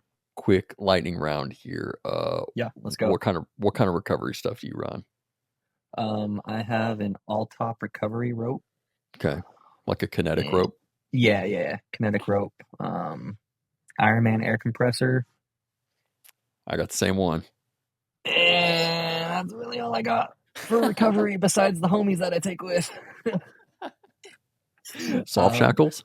Yeah, I got soft shackles that came with the rope.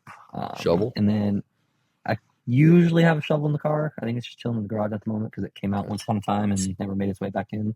But yeah, I usually have one of the little fold-up packable ones. Fire extinguisher I keep on hand because I've actually had a subwoofer catch fire in my car before. Oh shoot! Yeah, dude, bumping hard, fool. That is why I have a fire extinguisher in my car.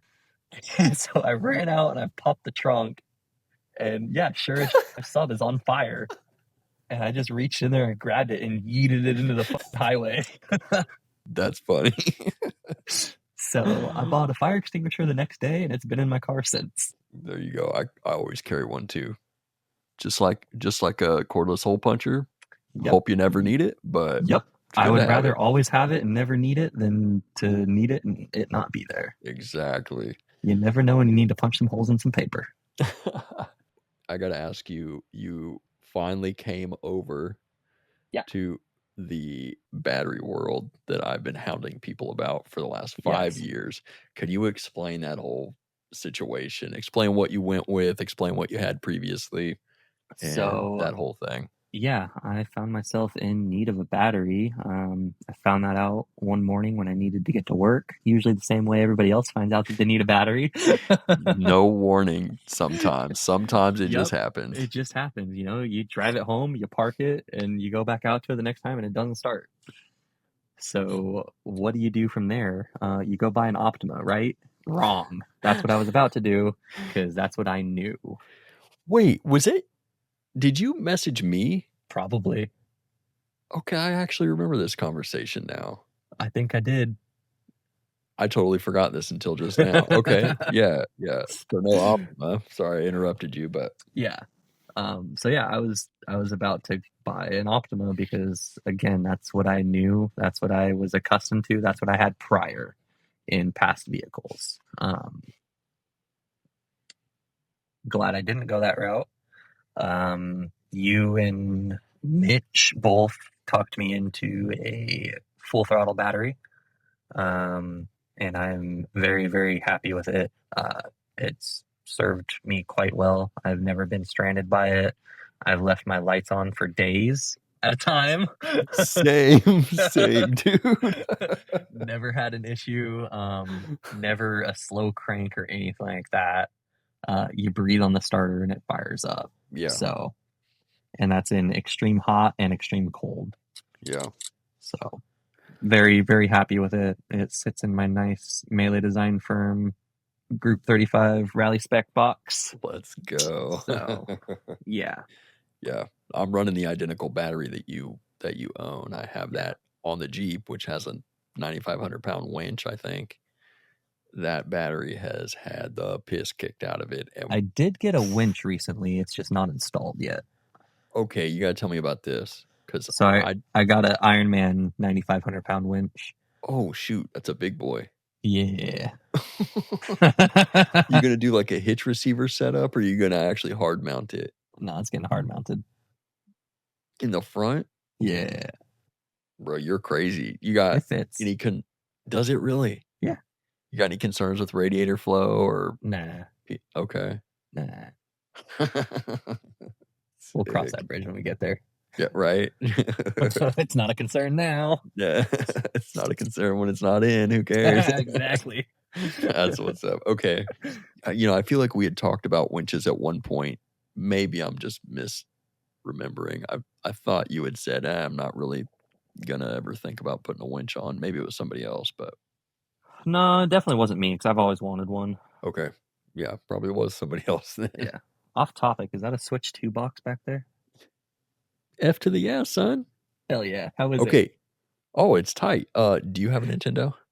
Cassidy has a Switch. Do you guys have Nintendo Online? I don't know if she ever plays it online. It's like $20 a year. You need to get it. Like literally $20 a year, and you get access to all the classic NES games, all the Super NES games, a bunch of N64 games. And if you have a Switch 2, you get access to like a bunch of. It's on my phone. It's way sicker when it's on a Nintendo. But you can play Mario Kart online, and if you share your ID with me, we can race and get beat up by Japanese kids that are like 9 years old. So let's make it happen. All right. We'll get on that one night. Yeah, dude, I'm about it. That's how I decompress when I'm working. Yeah, that needs to be my new thing. I need to screen people ahead of time. Be like, hey, do you have a Switch Online account? We got to share. I would love to have like a big Subaru Mario Kart group. Hell yeah. That'd be funny. Everybody can see how bad I drive. You're like, I do this in real life. I'm about to red shell you, fool. But no, it's I'm not playing with you. Like, it's like $20 a whole year, bro. Damn, that's cheap. And yeah, and you get to play online bunches of different games that you might have, dude. It's definitely cool. But even just Mario Kart 8 is like, yeah, it's the pinnacle of Mario Kart. I'm with it. I didn't know they had any emulator features or anything like that. Yeah, and like on the Switch too, like you can play like the Wind Waker, like the classic Zelda GameCube game. Like, dude, the GameCube ports, like I've got like an Anbaric emulator handheld that's got everything from like, I think like Atari Lynx all the way up to, Dreamcast, PS2, and PSP. But yeah, it's not quite the same if you're not using it on a licensed whatever. But that's just me. That's fair. I still play everything like literally on the OG like GBA. Like, even though I've got like the emulator that doesn't require actual batteries, I still prefer to play it on this. That's so funny. I'm just a weirdo. Sorry, man. Took us off on a little tangent there, but no, all good. It is what it is. Let me see. Okay, favorite mod or accessory, or maybe your favorite 2 mods or accessories that you've got. My lift. Let's go. My tent. Let's go. Love it.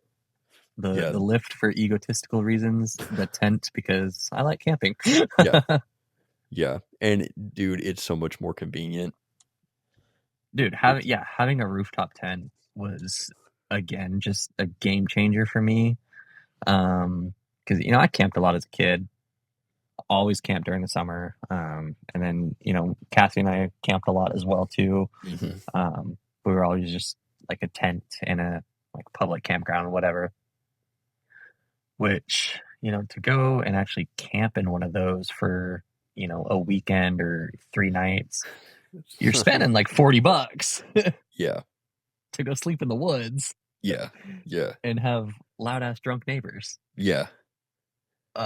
Versus, a rooftop tent, you just go park wherever you want, find a nice place to look at, pop up the tent, and you're camping in 30 seconds. Yeah.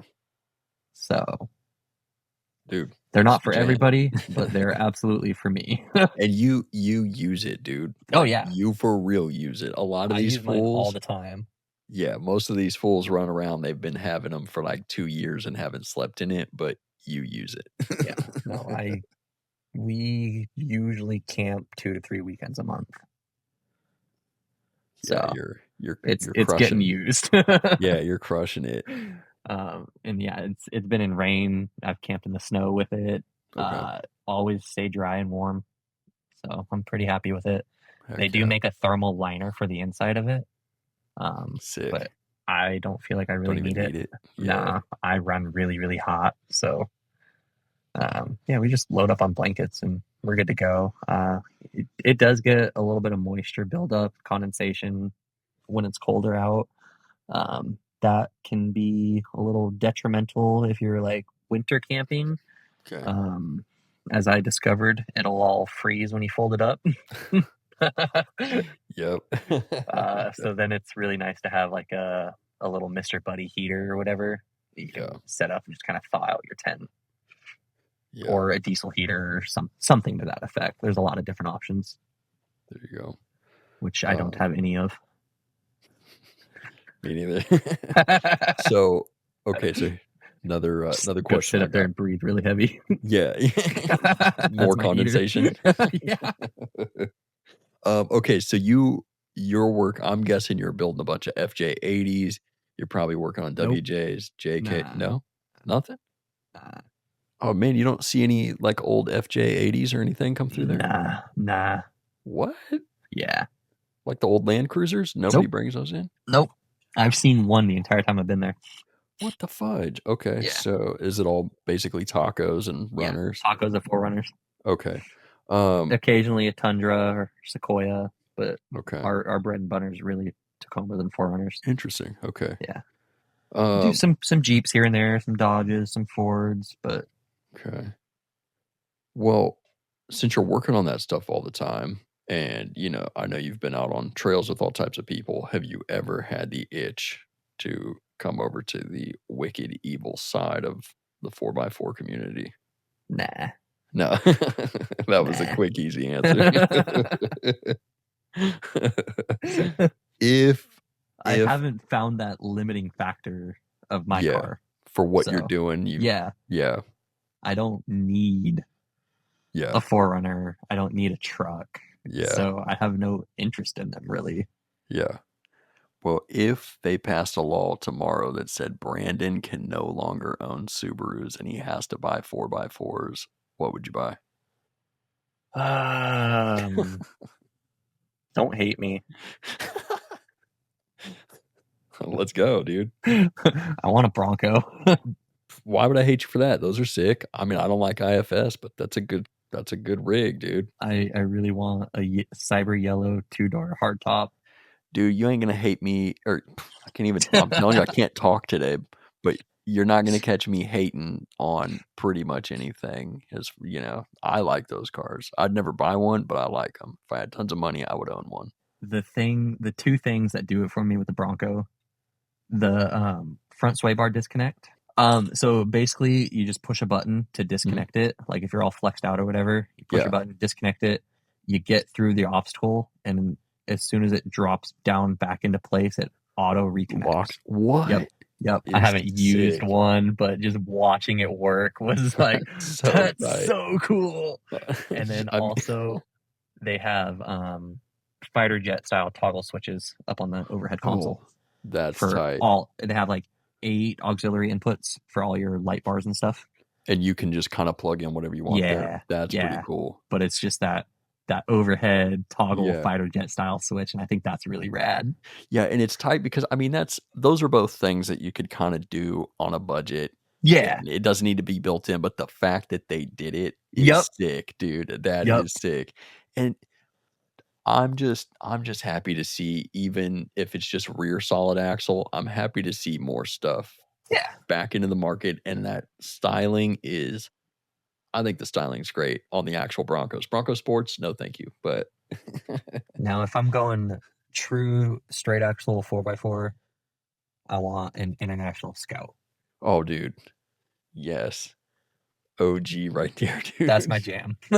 Hard to find parts for, and you're gonna feel Yep. bad when you flop it on its side and break stuff. But Damn, does it look good? dude, it that is a classic. Yeah, I think it's one of the all-time best looking 4x4s. absolutely. Hands Such down. a timeless design. Yeah, and they're solid, dude. Yeah. Beat the dog piss out of them, and I think they're twin they'll solid last for axles, more. right? Yep. Yeah, straight from the factory. I love it. Yeah. That's that OG stuff. Okay, now last question I've got for you. You can talk about as much stuff as you want, but last question I got, because I'm taking up your whole night. we're going to make sure this is episode 12 no matter what. We're going to make that happen. So I want you to explain. I don't even know what that's all about. Why don't you explain that? It's such a dumb explanation. You're gonna be Okay, let's like, go. really? So, I love dumb stuff. Starscream 1201 Mm-hmm. was created just as my PlayStation Network ID. I literally just finished watching the movie Transformers. And so I was like, oh shit. Okay, what do I want my name to be? Okay, Starscream. It was taken.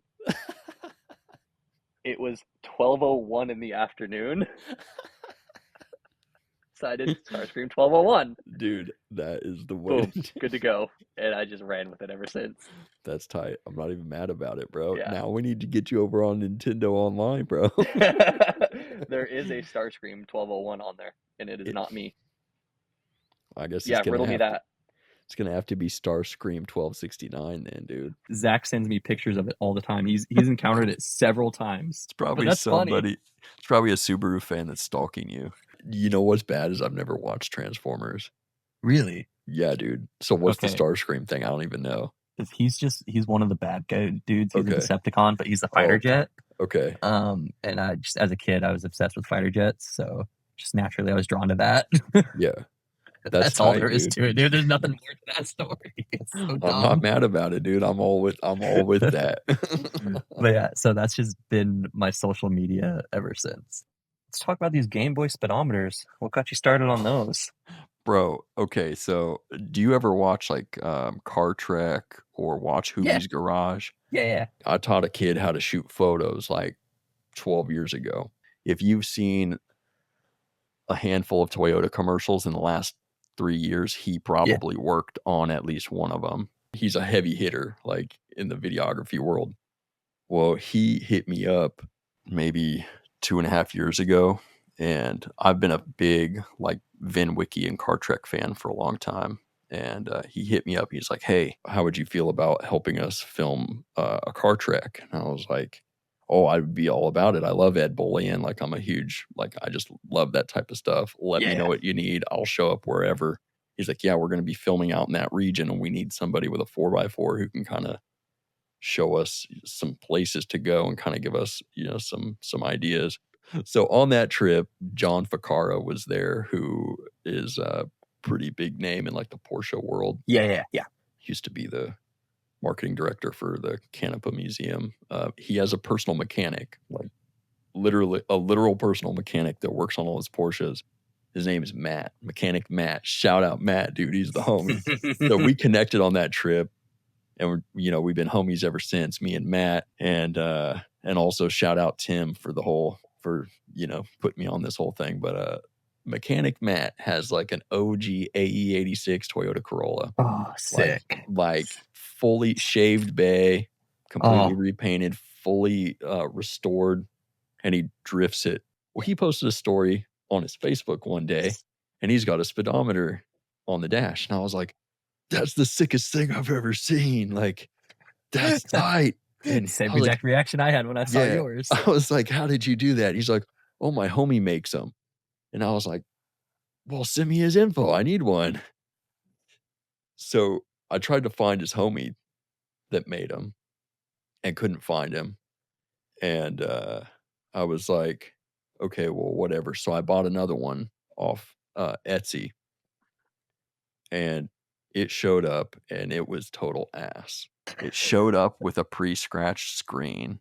Sick. It was barely held in there. The thing wasn't sealed all the way. It just all around. I mean, it works, but I was like, this is pretty bad. And the back for the battery or for the power access looked like he took his soldering iron and just like melted a hole in. I'm not kidding, dude.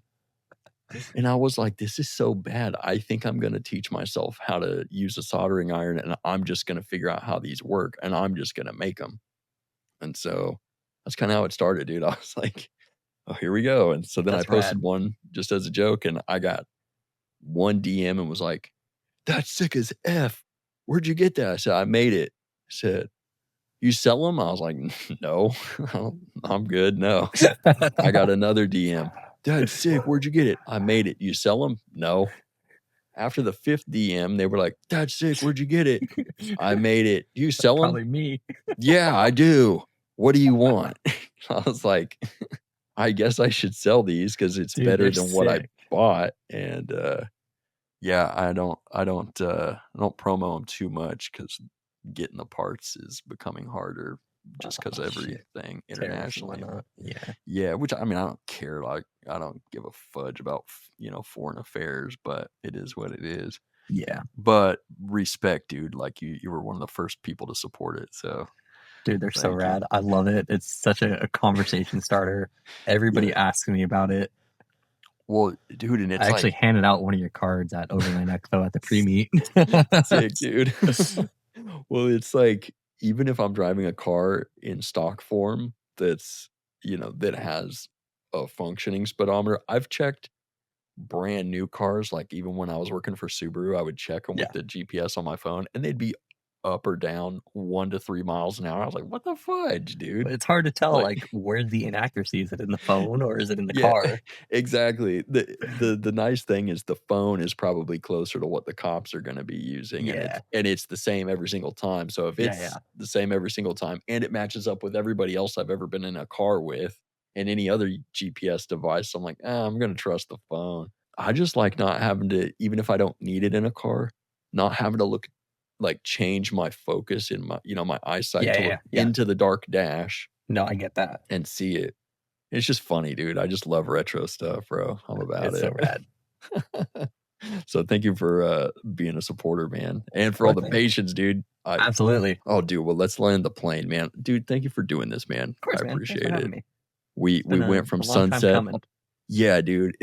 We started at dusk, and now it's completely dark. We Oh, can't yeah. see the Pitch black beard out here. anymore, but No, it's still there. Still got it. there we go. Got some But yeah, man. nice stars up here, though. Can't see those Oof. either. Well, you guys are out in the good part of the Portland metro area. Yeah. It's Love it out there. fairly dark out in Hillsboro. Yeah. Heck yeah. Cool, man. Well, seriously, like, I appreciate this. Like, Yeah, absolutely. You for sure are one of the homies. You've been on the website, so if people don't know that, we did a full article. We need to update it actually, since We you've do done so need to much update stuff. that. There's a lot of new developments. A lot so has changed since we did that Yeah. build list. yeah, it's been like a year and a half since we did that, maybe a little more. Yeah. But Yeah. dude, heck yeah. And people can find you at Starscream 1201 on Yes, sir. the good Everything. old IG. Yep. Everywhere. I'm gonna get a PlayStation just so I can stalk you on there, homie. You won't find me just because I don't currently have a PlayStation, but